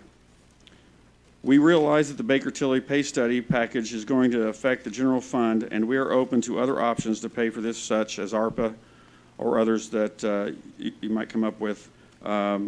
We wanted to go ahead and present tonight, and I do realize that this may get moved back till next month, but we feel like this is an important project, and I will let the rest of these folks talk a little bit about their space. Myers? Hello, everybody. My name is Janie Dr. Myers, Beagle County Coroner. Thank you very much for putting this together. I have with me Donna Wagner as well as Curtis Lau. Hopefully y'all hear me. I'm not going to take up too much time. I think you are all aware of why we need a morgue. This is not a thing that just came out the blue. This has been going on for over 10 years, way before me, but it's come into the crunch space for the last couple of years. And last year, I think we had at least $50,000 we had to pay out of the pocket that should not have been needed, and it's just not for our county. There's a lot of things that our county does with our forensic pathologists from around in the area, so it's just not going to be for us as well. But the good part about it, we will be able to help other people because we're not the only people that need it. Is there anything, Donna, you think I need to say more? No, the situation that we've gotten into this week is we had 6 bodies in the morgue where there's only 2 spaces. Curtis had to move people around continuously, and it's just an ongoing. A charge for each move. It's an ongoing problem that really the only answer is to get something that Curtis can use where he doesn't, if there's more than one body, regional hospital, cannot accommodate that. So thank you, Donna, for bringing it to my attention so I can be a little bit more specific. Where we physically store some of our bodies is regional hospital. That is not our morgue. Regional hospital uses that to actually service nine different counties. So every time that there is a transportation of the body from the house to the morgue to a place to stay before they go to a funeral home, Vigo County is getting charged. Thank you, Curtis, for doing every single movement, but it is a cost, and it's enormous, for something that would only, instead of 5 or 6 moves versus 3 moves, maybe at the most, from home to the storage to the morgue, and then from there to a funeral home, which is something that usually the family takes care of. That is not usually our charge, instead of multiple moves. And so this is kind of why we're asking. Last year, we did 260. Oh, yeah. And we're already at how many? Like 180. We're already at 180. We're half a year. And those are the people that have had to go to the actual morgue to actually have an autopsy, not the people that need to be stored, which I signed the death certificates already that need storage before they find a funeral home. How many death certificates that's outside of the 200? About 30 at least? Oh, at least. Okay, so this is to be more specific so you understand. We've already did over 100 this year, okay? Those are the people that got transferred from wherever to the morgue, to wherever they need to go, to your funeral home, or vice versa, depending on if they have to be moved because of the space that is available at Regional that's being serviced by other counties than our own. To add on to that is the people that are not actually going from the morgue to the Regional to actually have an autopsy. Those are the people that just need where they need storage for us to find a family member, or we need to find, they need to tell us where they need to go to the morgue, and those are additional 50 from the number I just counted. So it's a great need. Do you have any other, Curtis? Well, Yes, please. thank you, Dr. Fox. All I'm gonna say about this, I've been doing this 18 years, and I've seen a lot. And it ain't only that it becomes the, you got your homicides, you got your accidents, you got your drugs, you got it all. And what you're dealing with when you take a body down there, you know, you've got really two spaces. And one, you got to keep open because just like last night, I had 2 calls last night. And one, you know, you've got a situation to where if somebody dies in the hospital, is you got to have a place to take them. And the hospital's calling me and said, there's no room. I've got to move them. And that's a bad situation. You got fatalities. I have never seen what I'm seeing now. I mean, 1 week, 5 motorcycle vehicles, fatalities. I just ain't, I can't express what I mean by this. I mean, my heart is heavy with this stuff. And the drugs is off the chart. I mean, and then you've got people that come in that don't even know who the family is. So then you got to go locate it, and the police department has to locate it along with our department has to locate to try to find a family. So that's going to take a day, couple days to try to find out where the family is, who the family is. Nobody knows nothing. So that's what you're dealing with this situation is when the subject came about having a storage unit. I mean, it is very important. I mean, like I said, I've done it 18 years, and to get up at 2 o'clock in the morning and the morgue is full, then you got to go. Well, I do have a key to go to an overflow place, but then they're going to charge us $100 a day.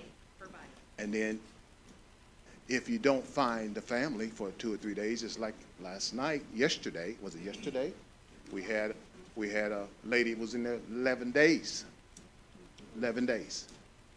And it just, I mean, with the storage unit, it would help tremendously. And I would appreciate it. I really would. I mean, and I will thank you for your patience. Go ahead. So we're looking at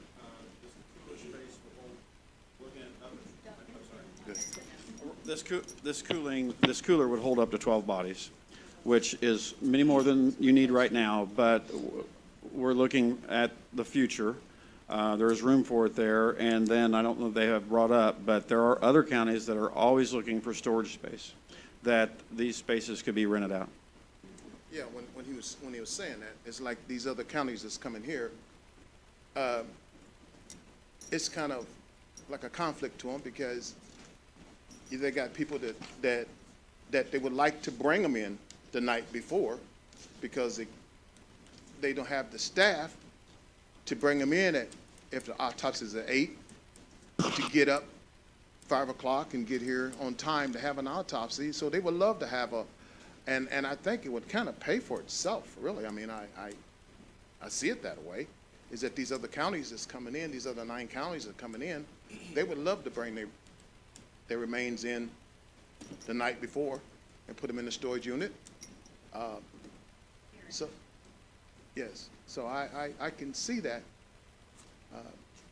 in a good way.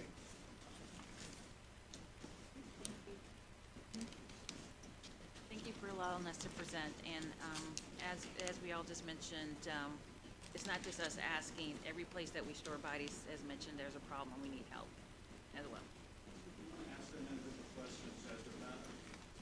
I think as a group, we can call them back up the mic if someone has a question.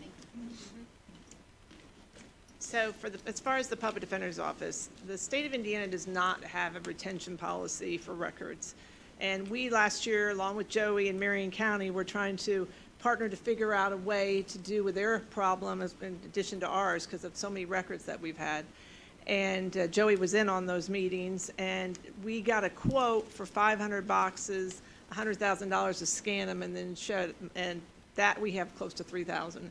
That would be equivalent. So we realized that economically was not the way to go. These are not files that we are going to be looking at every day. They just need to be stored for the purpose of retention.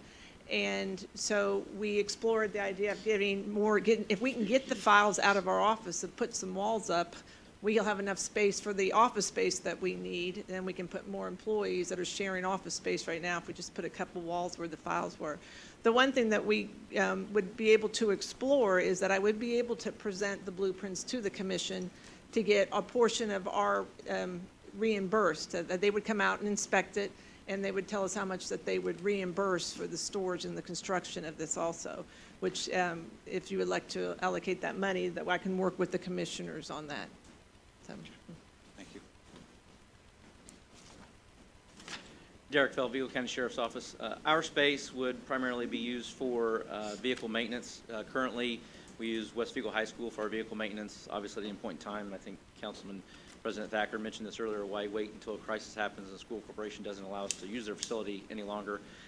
We probably save anywhere from about $80,000 to $100,000. We have our own fleet vehicle maintenance manager who's a deputy sheriff. So for convenience, especially when these conversations started a few months ago, being on the current grounds of our new facility, we feel like it would just make sense to be able to handle our own vehicle maintenance issues.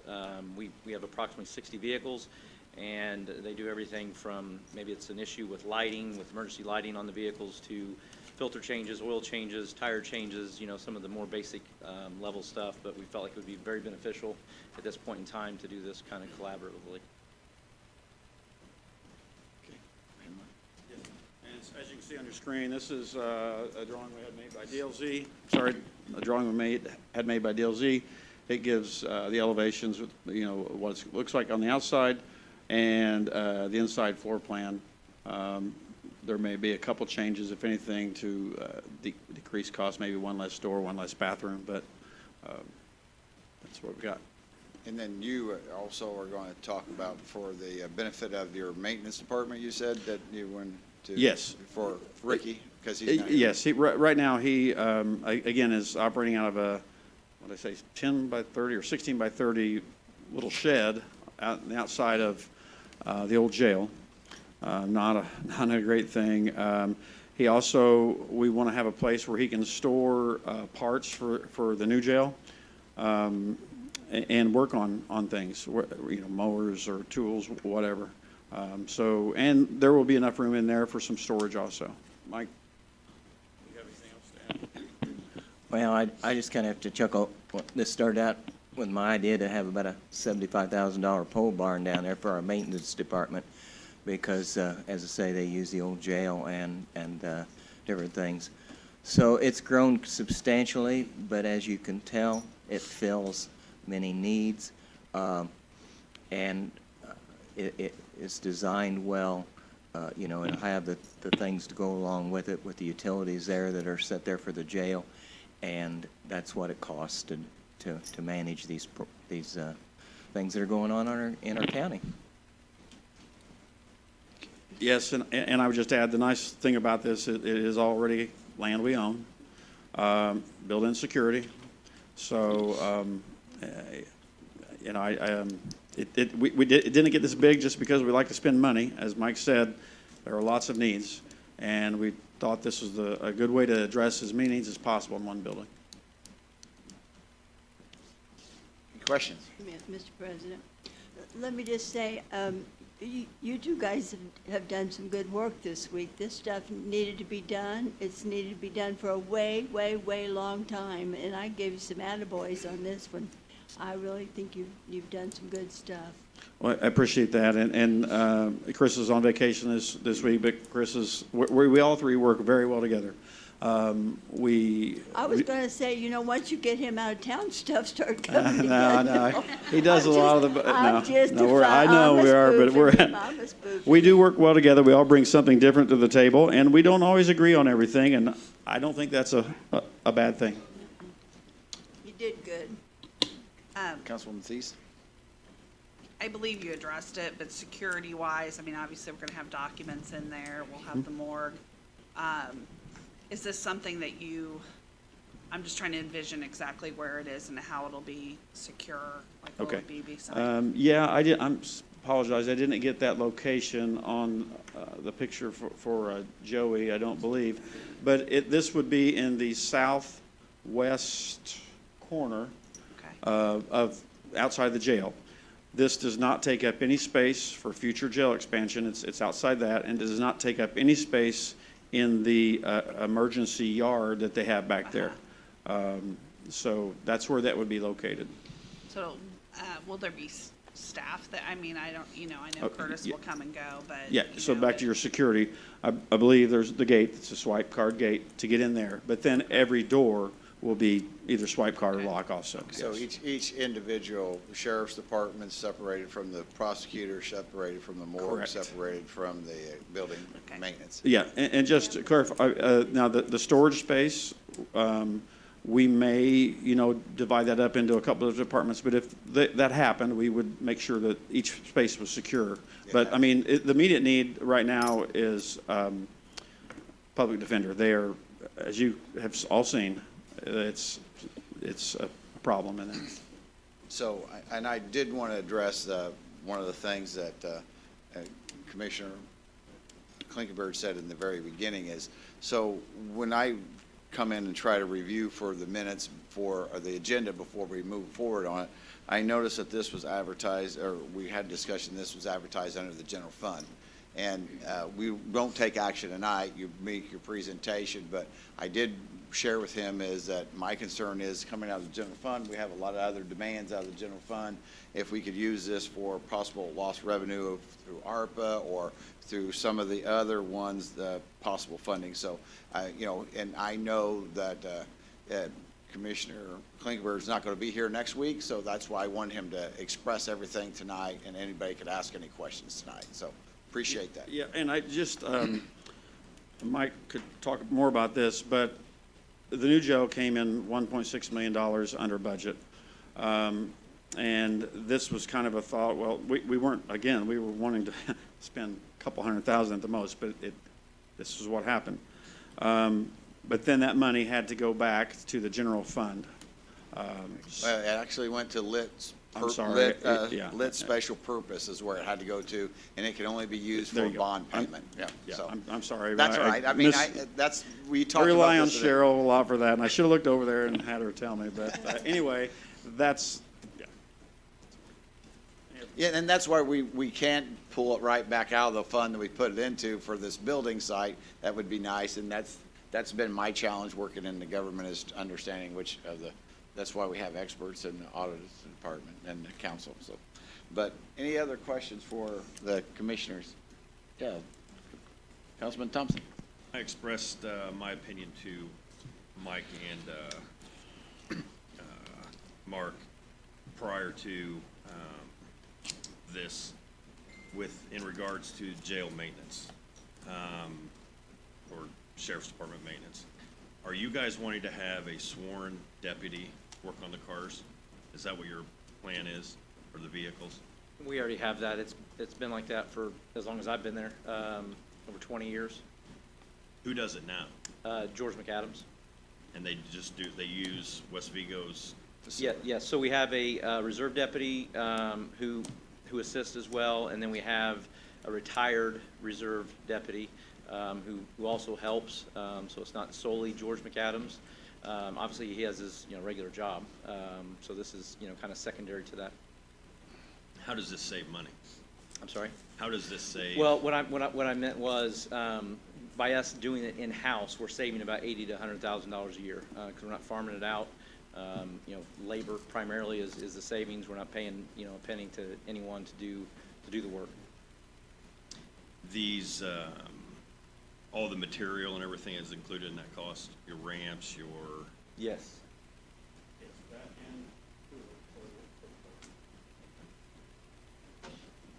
Which is crucial.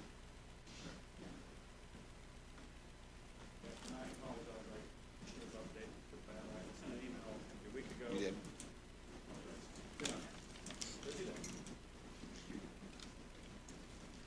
Any other questions? Not, we will, as I said on all the others, we'll take action or not next week. Thank you very much. Thank you. Okay. Let me see, no, we have another one. The next one is additional appropriation 2023-44 lit correction rehab supplement to drug court.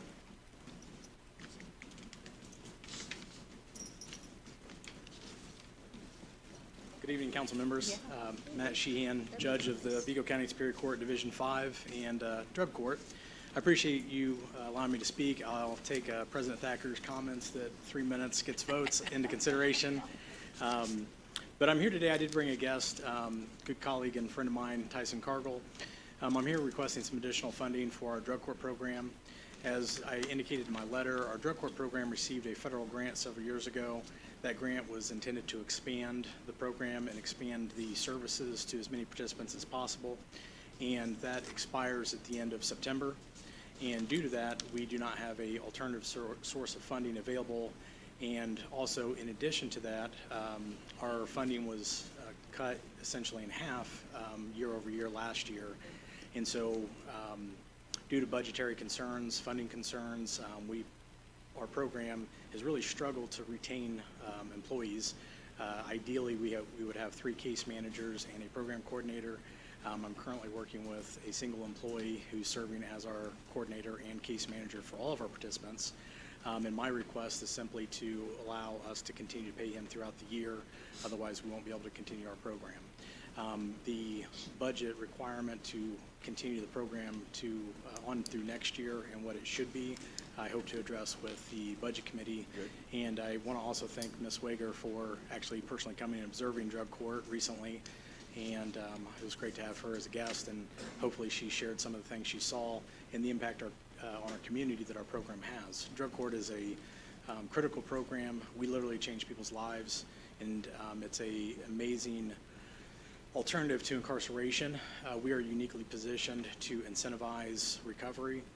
Our program allows individuals that are charged with certain types of crimes to enter our program on a probationary basis or a deferral basis. Most of it is a deferral basis, which means that if they successfully complete and graduate, then the charges that are filed against them will be dismissed and they will not have a felony conviction on their record. And oftentimes that's what people need to have that incentive to actually respond favorably to recovery. And for that reason, I've asked Mr. Cargill to introduce himself and speak a little bit about what he currently does in his experience. My name is Tyson Cargill. I'm the director of the Truman House here in Terre Haute. We've worked with, of course, all divisions, specifically Division 5 for drug court. I've had the luck of being on both sides of that. I've been a member of the drug court program, and now I'm working with the drug court program. I know that prior to, I was emailing like 3 or 4 people from there, and then all of a sudden it goes down to 1, and I'm like, what's going on? Makes it kind of difficult. I'm sure it's probably really difficult for them to, meet all the needs of the clients. Everybody has specific needs, and I can agree with. I hope you guys can agree with that. Incarceration is not the answer for addiction, and helping these individuals move on with their life. It bridged the gap for recovery to me. I live in this town, and I didn't know that a recovery community was there until I got pushed into drug court, and they said, hey, you need to carry this meeting sheet and go to 2 meetings a week, and boom, I found a whole new community, that I didn't know existed, and that's kind of what's happening is this kind of bridges the gap for them to go, and then also with the felony aspect, who wants to have a felony on their record? I mean, I do, but who wants to have a felony on the record if they can get it expunged or get it taken off there, you know, especially if they're trying to move forward with their life. Specifically, the young population. You know, the young population have the chance to go through there. That's really a life changer for them to be able to have that felony off, you know. Trying to get in the job field with the felony is really tough. And I'm going to ask Tyson real quickly. He's a pretty modest guy. I'm going to ask him to share some of his accomplishments that he's achieved since drug court real quickly. Okay. Well, so 6.5 years ago, I was homeless. I went through Ivy Tech, got my degree there. Went through St. Mary's, got my degree there. Working on my master's degree at Grand Canyon University currently. I'm a case manager at Evolve Indy Center for Recovery in Indianapolis. I'm the director of 6 Truman houses here in town, with about 60 guys that we help on a daily basis. You know, that's got full custody of my kids at 4 years sobriety. You know, drug court bridged the gap for me to find a life, you know. Very good. So, Very good. thank you. Thank you, Tyson. And again, I think if I've continuously invited every council member to attend drug court just to observe what we do and see the impact that we have on people's lives. Ms. Wager was kind enough to take me up on that invitation. That invitation still stands. If you really want to see people that are actively changing their lives through the system, please come and watch what we do. It's an open invitation. We do it every Wednesday. In addition to that, I've been working closely with all of our elected officials, particularly Judge Mulliken. If we're able to continue our drug court program, we have some pretty exciting plans to possibly be groundbreaking to work with the health department.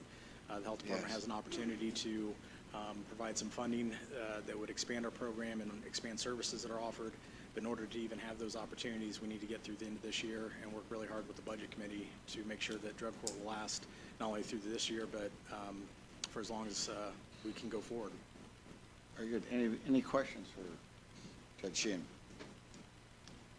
Thank you for your presentation. Thank you very much. Okay.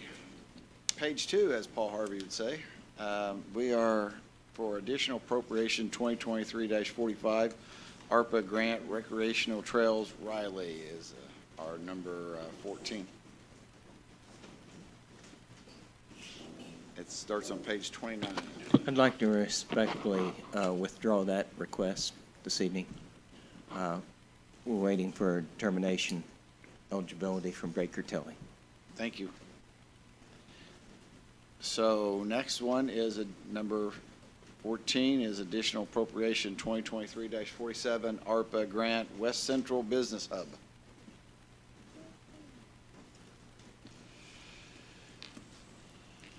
Good evening. Good evening. Thank you, members of the council, for allowing me to speak this evening.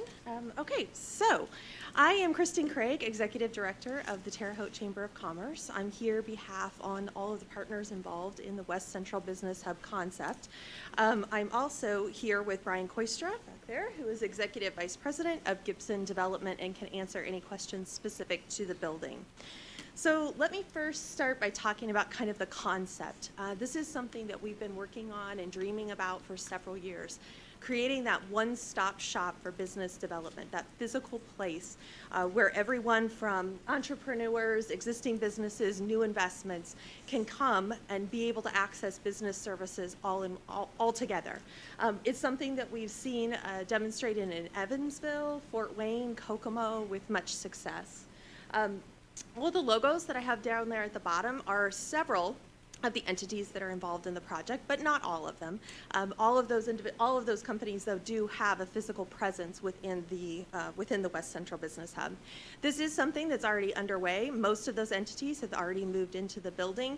It's a project that we're already seeing a great deal of success with. It's something that we're seeing a lot of public and collaborative work already beginning to take place. I'd be remiss if I didn't talk a little bit about the history of the building and just kind of the irony that this is happening here. The Holman Building, formerly the home of Clabber Girl, as I'm sure we're all familiar with at 900 Wabash Avenue, was constructed in 1892 and opened in 1893. It was a huge development for not just downtown Terre Haute, but Terre Haute in general. It really served, if you go back through some of the newspaper clippings of the time, it really served as that cornerstone for business development for for our community. So it's kind of ironic that 130 years later, we have that same opportunity to use that same space, which has been so maintained well over the years, to be able to, again, create that business hub. So I want to talk a little bit about the timeline of this project and how the piece I'm going to talk to you tonight is one small part of it. The building was purchased in 2020 by Gibson Development. Since then, there have been a lot of privately funded improvements. HVAC, lighting, exterior upgrades. You probably, if you've been in there, have been able to see some of those or driven past, really looking a lot better along that front along 9th Street. In 2022, we did receive ready funds to kind of help start this first phase of the business hub development. That was used as a match against the cost of the tenant improvements. So those entities that I had listed on the screen that are already in there, EDC, Chambers coming shortly, the station, all of those, the ready funds were used to help make improvements within their individual spaces. So the second part of of that business hub development phase is what we're asking you all to consider funding with ARPA funds. And that focuses on the overall accessibility to the building, as well as community branding and beautification.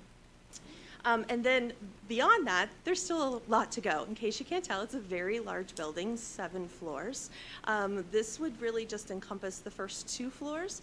All of those upper floors are essentially a warehouse space right now. So they're all going to need HVAC work, they're all going to need lighting, they're going to need everything in order to continue to be developed to house, future businesses or future entities. So I just want to kind of walk you through real quick some of the improvements that have been completed already. Some of the exterior things, as you'll see along the building there on the left. The station, which is the co-working space that the chamber manages. You can see it's a zoomed in picture, but you can see some of the painting and some of the things that have happened on the exterior there, as well as signage. And then Petty Pit Stop, which also now resides in the building and offers a restaurant. From the interior perspective, some of these buildings are, or some of these pictures are from within the station as well as throughout the building. You can see the workshop area is in the top left of the screen. That was the demonstration kitchen, so with a few changes, we've been able to put that back to good use, as well as the train room, as we all know it, in the upper right-hand corner is our main co-working area. The bottom left is the patio area that is attached to the co-working station. That was just a loading dock that we were able to make some improvements to, and now is a great place to have outdoor events and receptions. And then in the bottom right-hand corner is the upstairs conference room. Some of you have probably spent some time in there over the years. That's been remodeled as well with updated carpet, updated lighting, updated technology. It's a really great room to host events and conferences in. So specific to the proposal that we have in front of you this evening, as I said, it focuses on a couple of key areas. Accessibility to the building is key. The wheelchair access and parking, wheelchair accessible parking is non-existent. So this would really make the building way more accessible for a larger swath of our community. It also goes into beautification of the back parking area. That would be the areas that are visible along Wabash Avenue. If you can kind of, I don't have a picture of what it looks like now, but there's sort of a big berm that kind of hides the parking lot. So with these improvements, we've been able to flatten that out, make it much more visible, again, much more accessible. Inside the building, the main entryway is where a lot of the focus would be. That's kind of the heart corridor of the building. That's where you access all of the tenants at, or most of the tenants at. So we'd be adding some wayfinding. We would be, again, adding some accessibility. That's where I'll show you in a minute, that's where the wheelchair ramp would come into, and just really make it a general, way more, hospitable visit for visitors to the community and to the tenants in the building. And then also creating some community branded spaces. So I'll talk you through that as well. So this is the big part of it, is that ramp in the back of the building. I don't have a current view, but it's just a loading dock right now, basically. So it would be adding this ramp, adding those parking spaces. On the left-hand side of the screen is that berm that I talked about. Just really making some pretty major improvements to the back of that building. Again, really with the focus being on accessibility. So then that door that you see, the new kind of the awning there, that would be on the picture on the far left. The far end of that hallway, the wood that you see there, that would be that same door. So that would provide you direct access into this corridor. The chamber offices are right beyond that brick wall, and then the door you kind of see on the right there is where you would access the economic development, redevelopment, workforce investment board, all of those entities that have their offices upstairs. The other piece that we really think is important about this is think of all the individuals that we'll have coming through this corridor. So we want to add some community branding to it. So when you walk into this space, you know that you're in Terre Haute, you know you're in Vigo County, you see things you can be proud of. It's a way to kind of tell our story. These spaces that are on the right, kind of the right-hand side of the screen, again, would continue with that community branding. Those are the spaces that used to house the Clapper Girl Museum, if you were in there. Those would also have, you know, like a permanent press conference area, be able to have, again, some rotating displays of businesses that we're celebrating. Just really a way to recognize our community in this space and make it usable to a lot of different entities. And then that bottom corner is a small conference room that's in that space as well. Of course, with the racing theme, had to keep a few things around the building, right? So just kind of a quick rundown of what this looks like from a cost estimate perspective.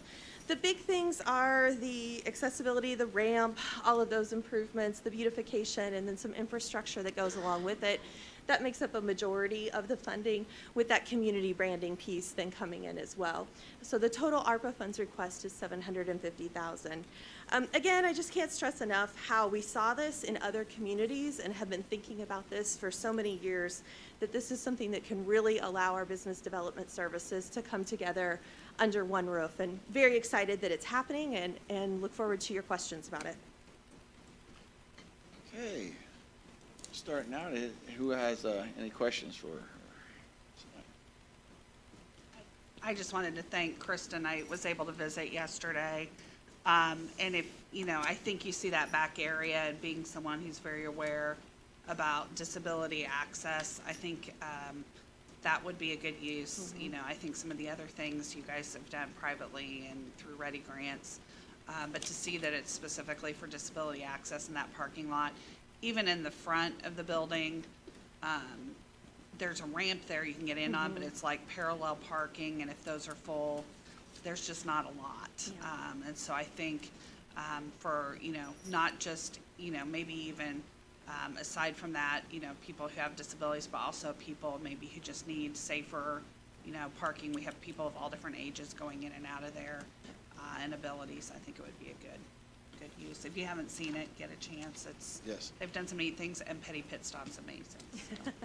Yes, Just a little lunch, shout out. breakfast offered. Councilwoman Wager. How long would you estimate the project would take to complete? You know, that's a great question. I'd probably defer to Brian on that. 6 to 9 months, in case you can hear. Thank you. You're welcome. Any other questions? Very good. Okay, Thank you. you. Okay, the next one we have in front of us is additional appropriation 2023-48 ARPA grant happiness bag.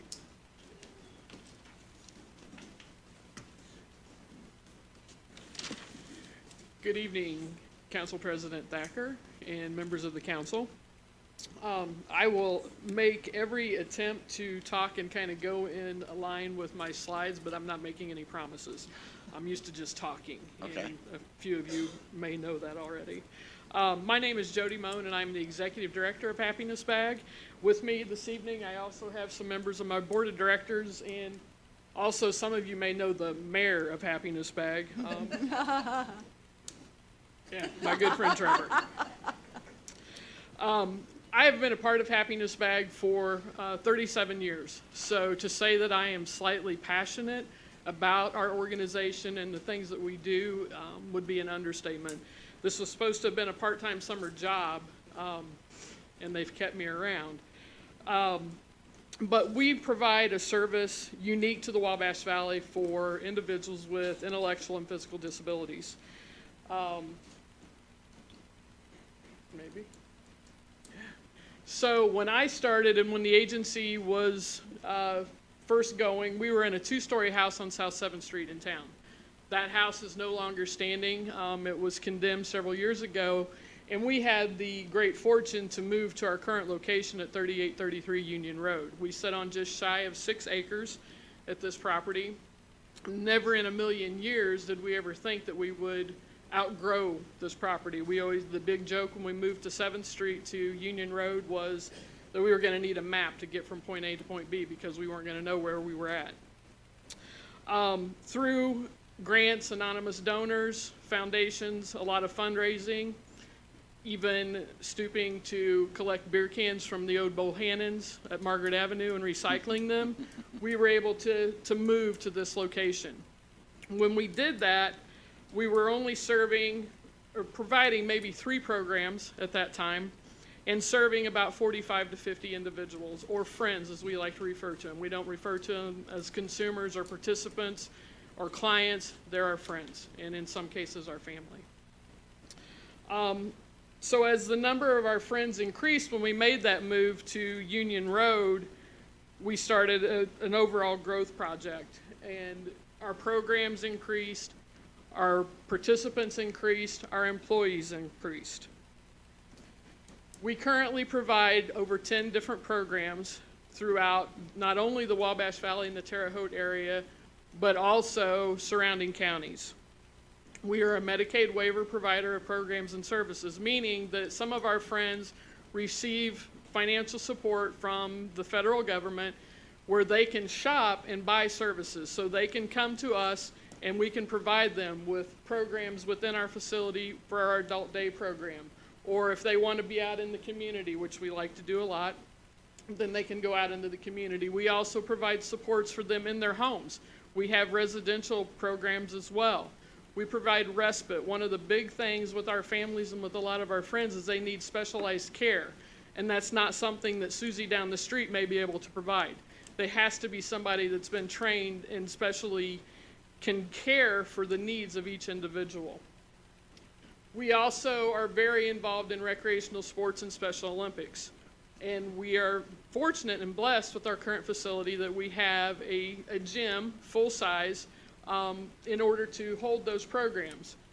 We do that on a year-round basis. A lot of people think that Special Olympics is just 3 days in June. It's year-round. We're going all the time. We're getting ready to gear up in the next few weeks for all of our fall sports, which will encompass about 6 different sports and about 150 to 175 individuals that will be participating. So as we've continued growing all of these programs, we've started to outgrow our facility. We found out during COVID that it worked out well for us because we had that full-size gym, that we were able to spread out, we were able to socially distance. But prior to that, we had been working towards this expansion project. And you can just kind of see through the years where we have grown and what we have done. You know, back in '88, we had 3 programs. We were serving 40 people, and I had 8 employees. All of those were part-time, maybe 2 full-time. 2000, after we moved to our current facility in 1996, we increased to 4 programs. Our friends increased to 76, and we had a staff of 12. Moving on into 2015, when we really started to see this need, we had moved up to 8 programs. We were serving over 113, and that was just in the facility. That didn't include our sports programs. So that was just a day-to-day in the facility throughout the year. We had an employee base of 67, full and part-time, that were working for us. But then we started developing a wait list because we could not service all of the needs. And I'm a firm believer in we're not going to take care of anybody if we can't properly provide them with the supports that they require. So moving forward, you know, we made the decision that we needed to expand. You know, with our sport program, there are so many different things that we can do. Right now we target ages 5 through adult.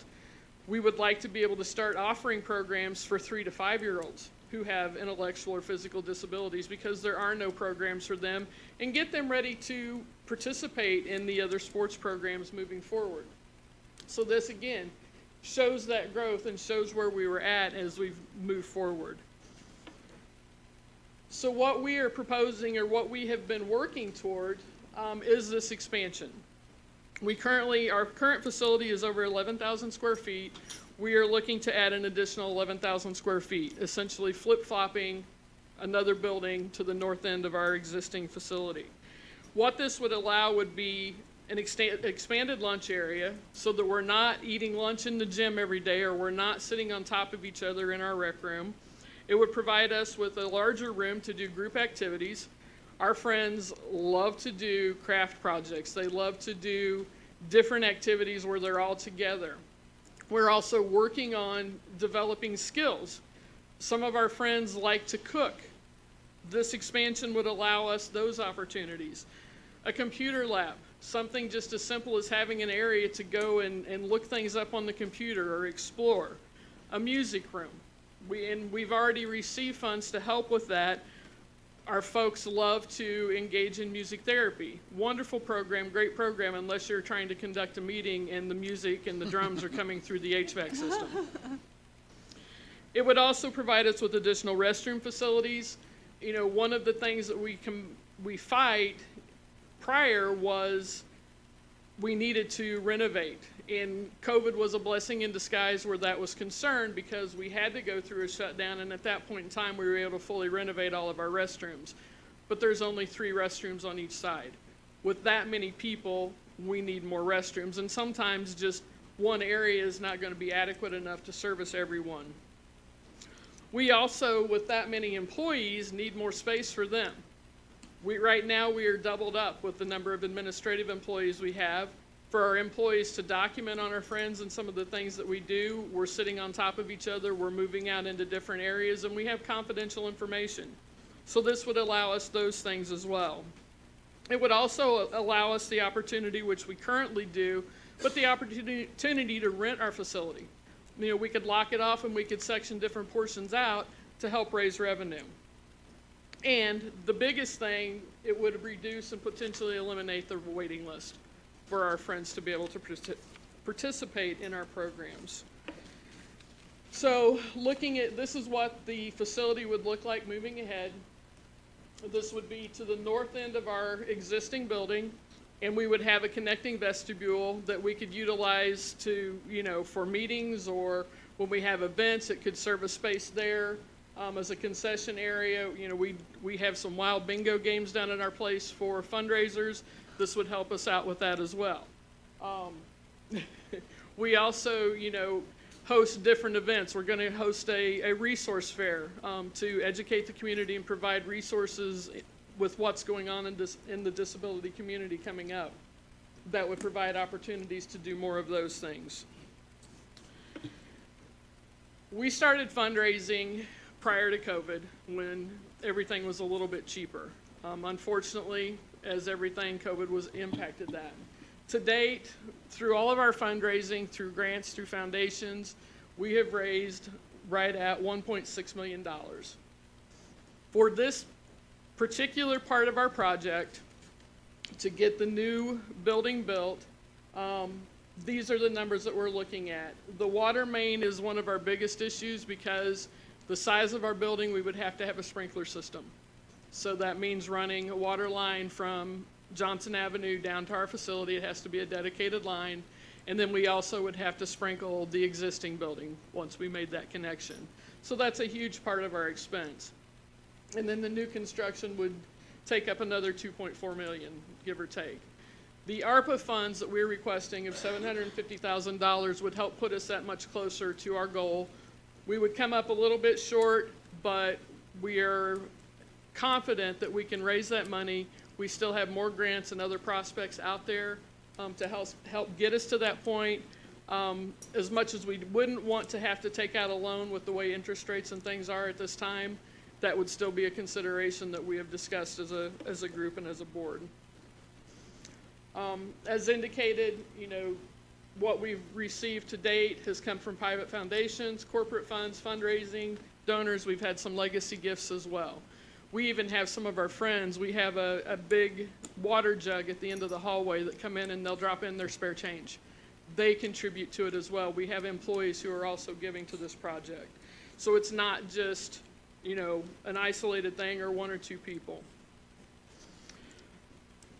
as I said, I've spent 37 years as a part of this organization, and what this expansion would mean to our friends, there are no words that could provide that I could even, say. But this would allow us to continue providing the mission that we are, and it would help us meet our vision of being a premier provider of programs and services for individuals with intellectual and physical disabilities in the Wabash Valley.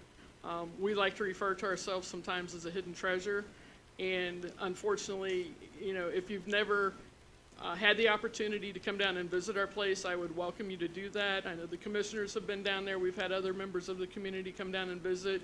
We like to have fun. We like to party. And once you come in, you're not going to be forgotten. You're always going to be remembered. And just having the support to move forward with this project would mean a great deal to not only myself, but all 200 and some odd friends that I have that are in and out of the doors there. So I thank you, and I would accept any questions at this time. Any questions? Let me just say to you, you folks are a legend to this community. Thank you. You're a legend. Can I say? I have to. Yes. This is my, like, Jody knows me. I've started off in special education as a teacher. Lots of familiar faces when I was watching that.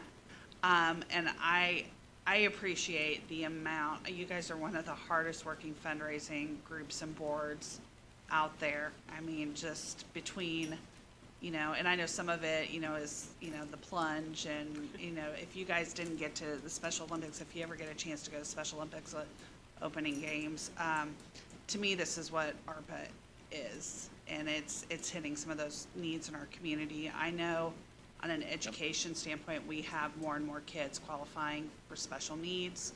I think your needs are just going to continue to grow. And so having that space is going to be huge. It's gonna be so huge, yes. I can't stress that enough. So thank you for coming. Make me a little teary-eyed. Anybody else? I'd say it's a long ways from Sumner. Yeah, yes, it is. Yes, it is. No, that's So thank you, and we will take action on it. Only thing I see on this one is I just wish that we could change the number on it. That's my feeling. So, thank you. Thank you. So we are on additional appropriation 2023-49, ARPA grant fund, St. Mary of the Woods College.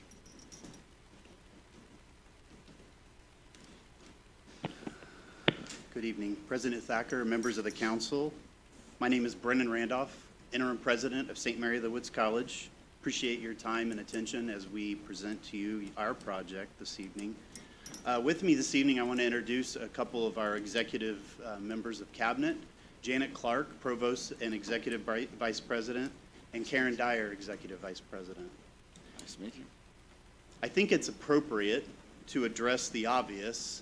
In the last month, we've all seen and we're aware that President King stepped down as president of the institution after 13 years of service as president and 20 years as an employee of the college.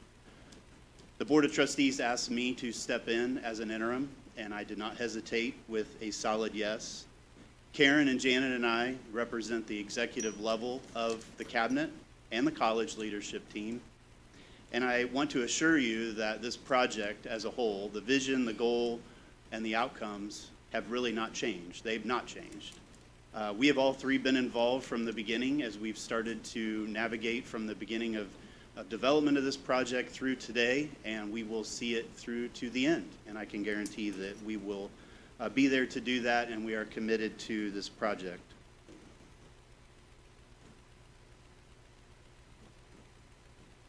So a little bit of an overview. You've probably seen the slide deck. We're going to hit on all of these points. I can't miss an opportunity to talk about our enrollment. I think it's probably well known in the community that our total enrollment in the community has grown in recent years with the co-ed decision, added athletic teams, and new academic programs. So I come to you from a position of strength as we grow, but at the same time, we have navigated the pandemic and the COVID impact.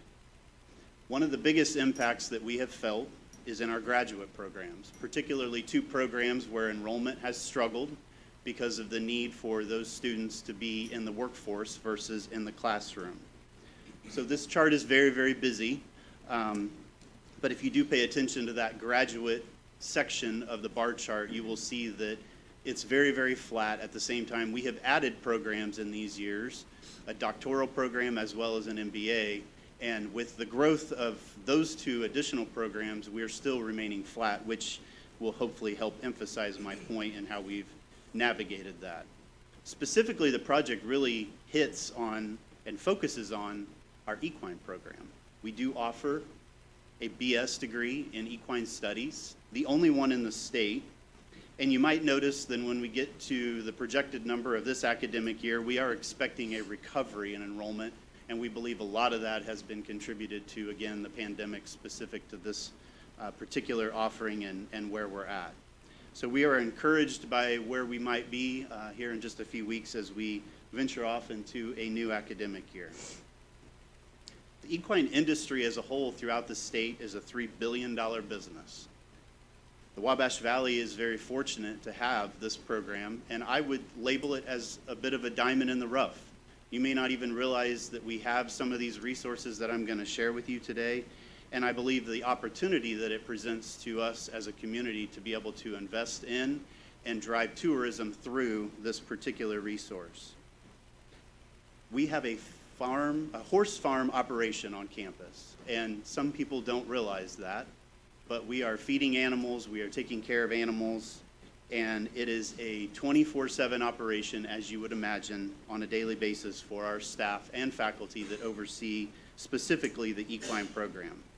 We also house 2 athletic programs that are geared towards the equine area.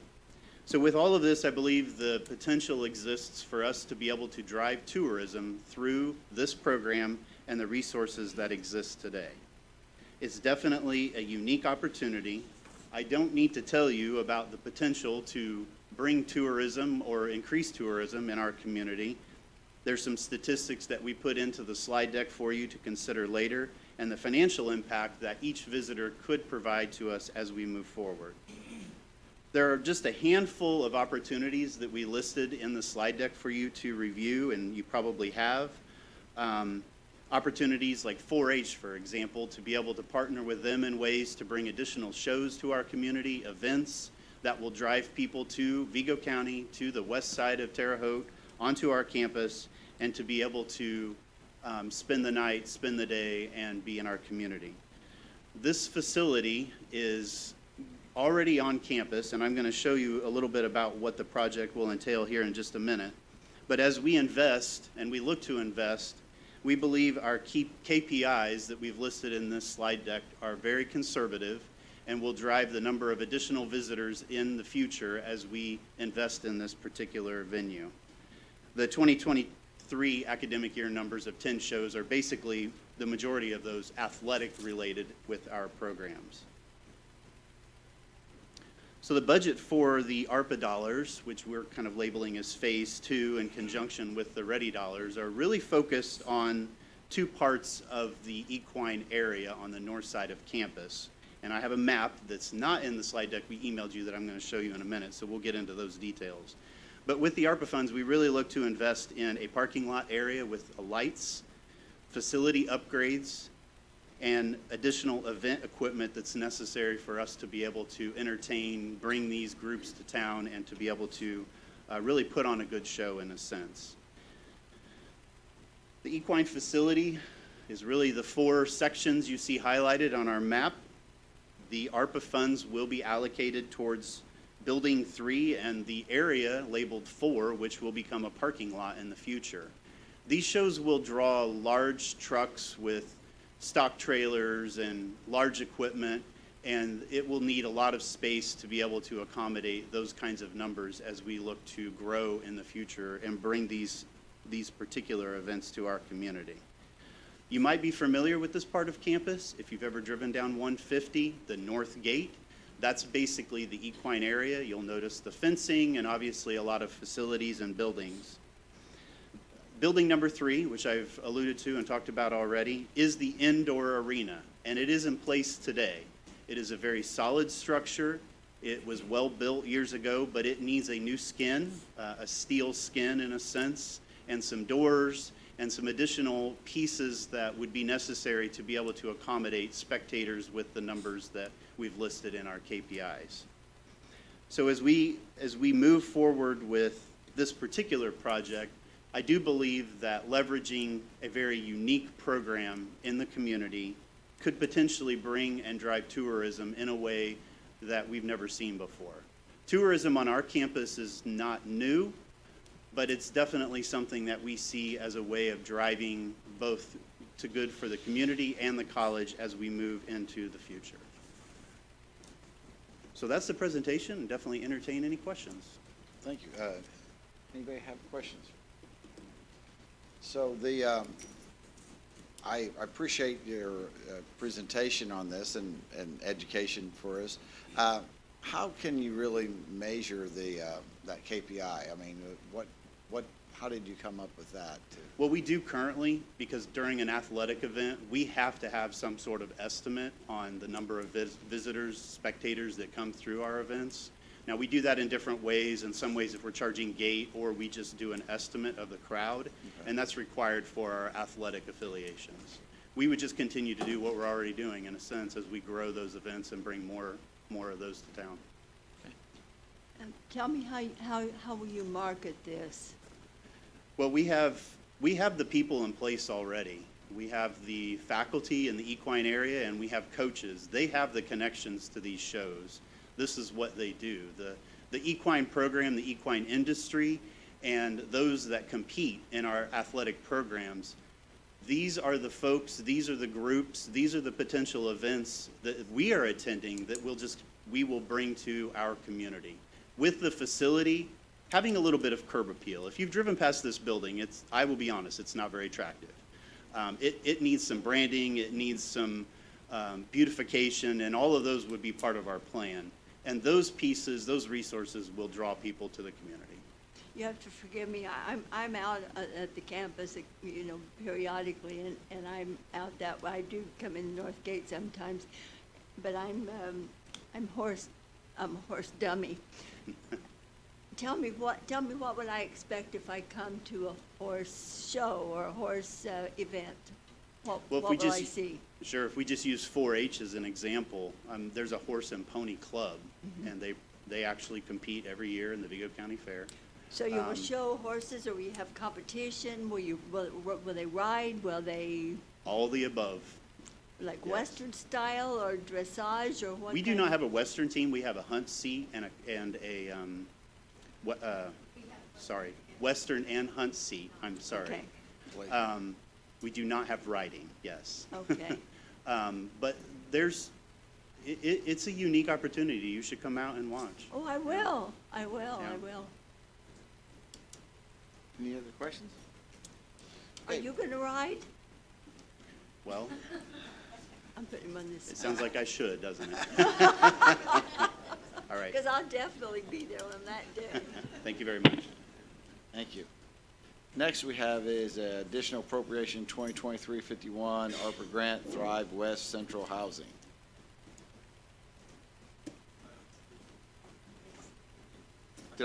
I'm sorry, did I skip? I jumped over. I am so sorry. Do you want me to go ahead and address that one now? Yeah, you can. I thought that one was going on hold, but I didn't know. Yes. Thrive is pulled for tonight, and we will present next month. Thank you. Hold, okay. Okay, so I'm sorry, I jumped ahead on my additional appropriation 2023-50 ARPA grant Terre Haute Humane Shelter. There we go. Hadn't made so many. Scared me there for a second. Saving the best for last, how's that?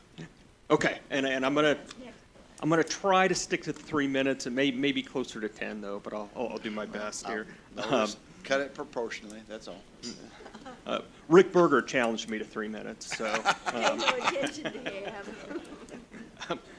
My name is Ray Buchler. I'm the president of the Terre Haute Humane Society Board of Directors. I want to thank Commissioners Klinkenbeard, Morris, and Schweitzer for supporting this project, and thank you, council members, for listening to my presentation this evening.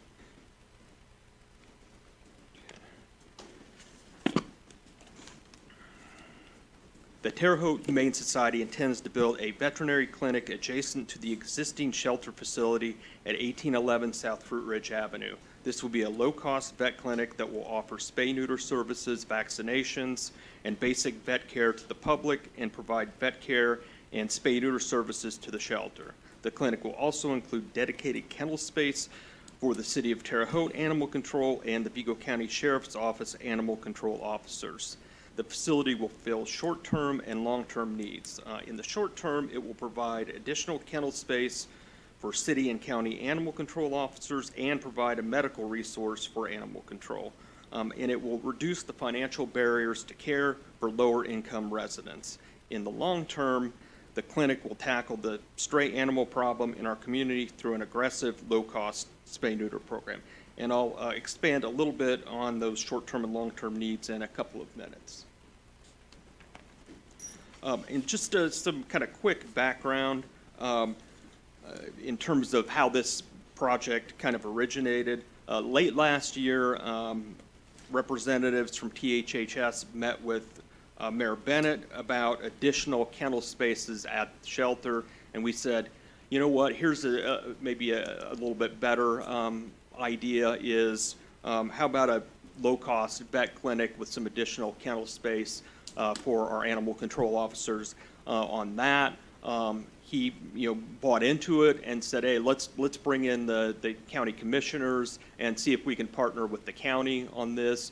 And we had a meeting with the commissioners, and they supported the project. So that's kind of how we got to where we are now. In January, we solicited 3 local contractors for bids for the clinic. And in February, our board of directors selected Keymark Construction as the design builder. The Keymark bid, which was $675,700, was the lowest bid when factoring in design and architectural fees. The other 2 bids did not include design and architecture. As I mentioned, the total construction costs, there we go. Didn't practice this with the clicker. So total construction costs, as I mentioned, was $675,700. I'm here today to ask for $250,000 in ARPA funds from the county. This will match the funds that have already been appropriated by the city. We already have firm corporate donations of $30,000, and we expect that amount to increase. We also have some grants that we've already written in excess of $25,000. Those we haven't been awarded those grants yet, but we feel very good about the prospect of getting those grants. And we also have some internal reserves, but what we're hoping is to fundraise and get additional corporate donations to finish funding the project. This is just an itemized budget. I'm not going to just stay on this. Okay. So now to expand a little bit on the short-term and long-term benefits that I mentioned earlier. The extra kennels will provide a relief valve for animal control. Right now, the shelter is full, and when I say full, I mean that we're about 100. We have about 100 more dogs in the building than what our capacity is right now. So having those extra kennels exclusively for animal control will really help both our county and city animal control officers. It will also provide a veterinary resource for animal control. So currently, if animal control officers are called to a scene where there's a seriously injured animal, they have to call around to local vets and try to get them in there. Obviously, they would be able to use this clinic as a dedicated resource for situations like that. And in the short term, and really in the long term as well, it lowers the barrier to care. In 2018, nationwide, there were an estimated 28 million dogs and cats living with families that were participating in the SNAP program. In April 2023, there were over 6,600 Vigo County households that were participating in SNAP. Nationwide, the most common reason that pet owners do not seek vet care for their pets is financial. And that primarily impacts low-income pet owners. And just as kind of an aside, my wife and I recently paid $400 for the annual shots and an exam for our 2 dogs. And so really how we're really going to tackle this stray animal problem in the community is through an aggressive, low-cost spay-neuter program. That's really how we deal with it. The pandemic, along with the closure of the Spot Clinic, has exacerbated the stray animal problem in Terre Haute. The pandemic has really had an impact nationwide on animal welfare. There was a 2.7 million spay-neuter deficit in 2020 and 2021 nationwide. So there's 2.7 million fewer spay-neuter surgeries performed in that time period. And nationwide and here locally with us, animal shelters are kind of in a crisis right now. At the beginning of the pandemic, everybody was out, adopting animals. You saw a lot of stories on the national news about that, and then everybody was sent back to their offices and back to work, and didn't have the time to keep those pets, and so we've seen a lot more animals relinquished to the shelter, and as well as we've seen a decrease in adoptions. And again, that's not just us at the Terre Haute Humane Society. That's kind of a nationwide trend that we're unfortunately seeing right now. And I just wanted to kind of give a quick example of how quickly a stray animal problem can develop in a community. In 7 years, a single pair of cats and their offspring can produce 420,000 kittens. And that's not a typo or anything. That's 420,000 kittens. Now, that's under ideal circumstances, but I mean that just shows you how quickly, how rapidly you can develop a stray animal problem. Also to kind of point out that kittens born as strays have a high mortality rate. About 75% of them do not survive to be adult cats, and that I bring that up just from a kind of humanitarian perspective. So the average cost in Indiana to have a dog spayed or neutered at a traditional vet practice is $400. The cost at the THHS clinic will be about $100, and we think we will be able to drive that cost down through grants and other programs, in particular for people that have a lower income and potentially even free. Next one here. And so as I was kind of looking into the viability of spay-neuter clinic for Vigo County, I did a survey of some of the other communities in Indiana. Obviously, Indianapolis has low-cost spay-neuter clinics, as does Fort Wayne, South Bend, and Evansville in the form of the Vandenberg Humane Society. And I feel like that's probably the best comparable to our community. Granted that Vandenberg County and Evansville are slightly bigger than Terre Haute and Vigo County. I think it's a really good comparison. So they opened a low-cost vet clinic in 2012. Last year, they spayed or neutered over 5,000 cats and over 1,700 dogs. In the 11-plus years that they have been in operation, they've spayed or neutered over 100,000 animals. And so that's kind of what the long-term aspiration is for this clinic. And VHS also provides spay-neuter services to shelters in surrounding counties, including in Illinois and Kentucky. And while our initial focus always our focus is going to be Vigo County and Terre Haute, we think that eventually we'll be able to offer spay-neuter services to shelters in some of our surrounding counties.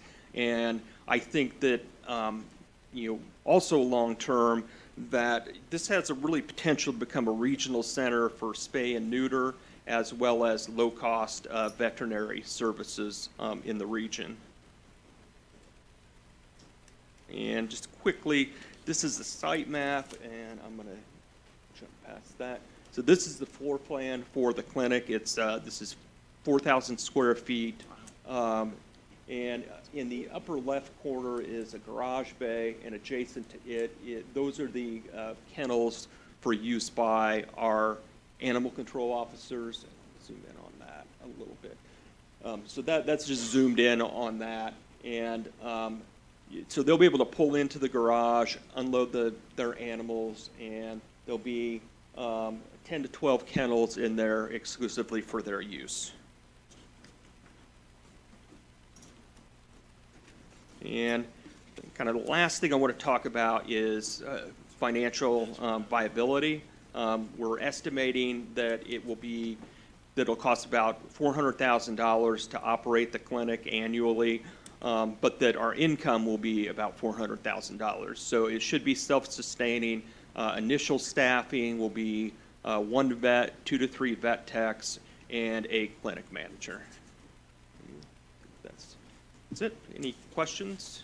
It's an ambitious goal and very needed. Thank you. I have a question. So I live in a neighborhood that gets puppies and kittens dumped all the time out in the county. Will animals from the county be able to be brought in too if we see a stray or anything like that? Yes. Well, I mean not to spay, but I mean even to house at the Humane Society. Sure. I mean, we house. I mean, if people in the county have stray animals, we service the entire county now. We have contracts with both the county and the city for animal control.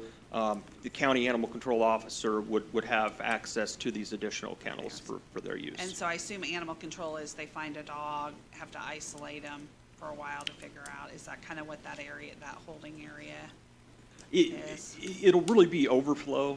Now, I mean, because we are so crowded, it's, I mean, we don't turn away our partners, at the city and the county, but, they're very kind of aware that, of the overcrowding that we have, and they'll only bring animals to us in kind of dire circumstances.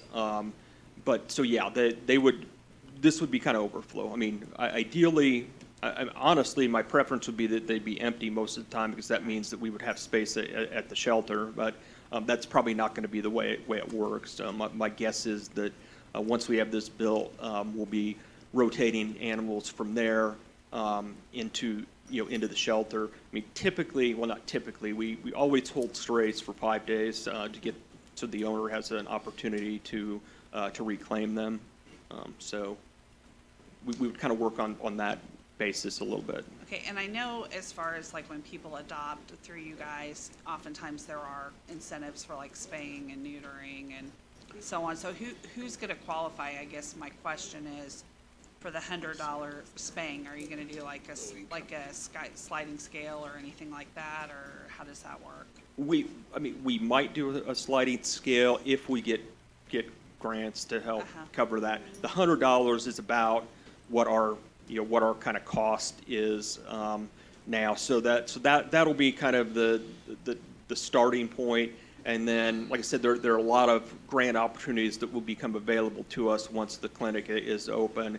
And some of them, range from, actually targeting specific zip codes, depending on the grant, so that, You can target specific neighborhoods where there's a problem, and then you can have, sometimes you have vouchers, and one thing that we could do is provide vouchers to our animal control officers who could hand those out if they get, because sometimes they just get called for nuisance type things, and they could provide those to people as well. Any other additional questions for Ray? Thank you for your presentation. Thank you. All right. The last one on the item is not a ARPA grant, but it is additional appropriation 2023-52 Adult Protective Services Grant Refund. Cheryl, would you like to expand on that? Or is somebody here from prosecutors? Indiana Family Services? So when the secretary did a reimbursement, I believe it was during COVID time, for Page the Adult 30. Protective Services through the grant, I think there was an error made on the reimbursement. That funding does come into the general fund, so they have requested it back, Indiana Family and Social Services. So we would need to refund it back out of the general fund. Okay.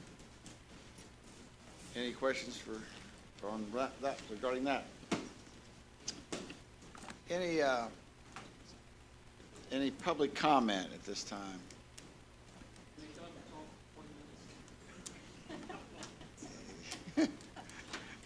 Let me say, Rick, your guys the Duke Energy guys did a yeoman job cleaning up after that storm. I want to tell you that, in spite of some people saying, when are they going to fix my lights, for God's sake? My 46 years, it's the worst I've seen, and I've not had experience with a lot of ice. Well, they did a great job, I'll tell you that. That was a terrible storm. City and county both did, actually. Compliment the county too, guys out there when they saw Andrews location, the highway department, you guys did a great job. They did, you guys did too, it was great. My power got back on right away. I don't know They didn't why. aim to but- fix yours. Hey, I was out 5 days in my house, I want people to know. I'm in the same neighborhood. Mine was on in 10 hours. Mine didn't go out.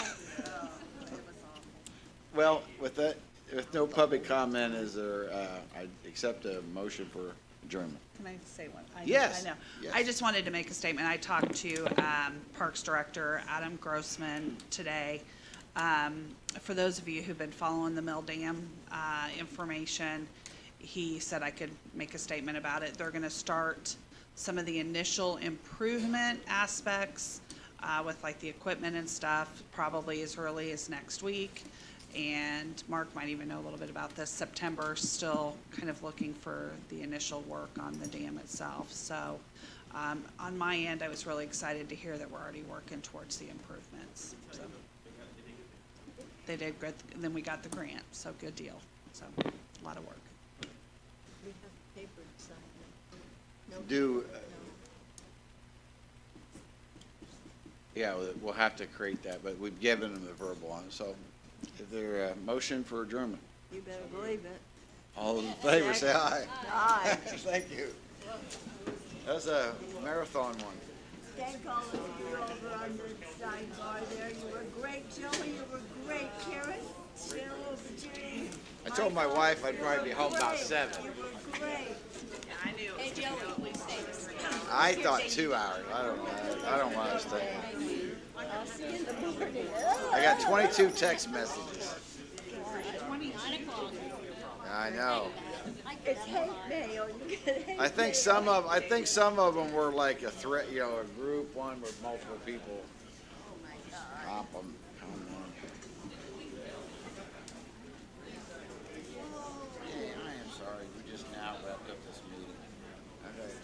Hey, we're looking to give some money for the Terre Haute Community Shelter, so that's good. So, all right. I have nothing holding me up. We'll get the vehicle right now. All right, see you, bye. She's putting pork chops on.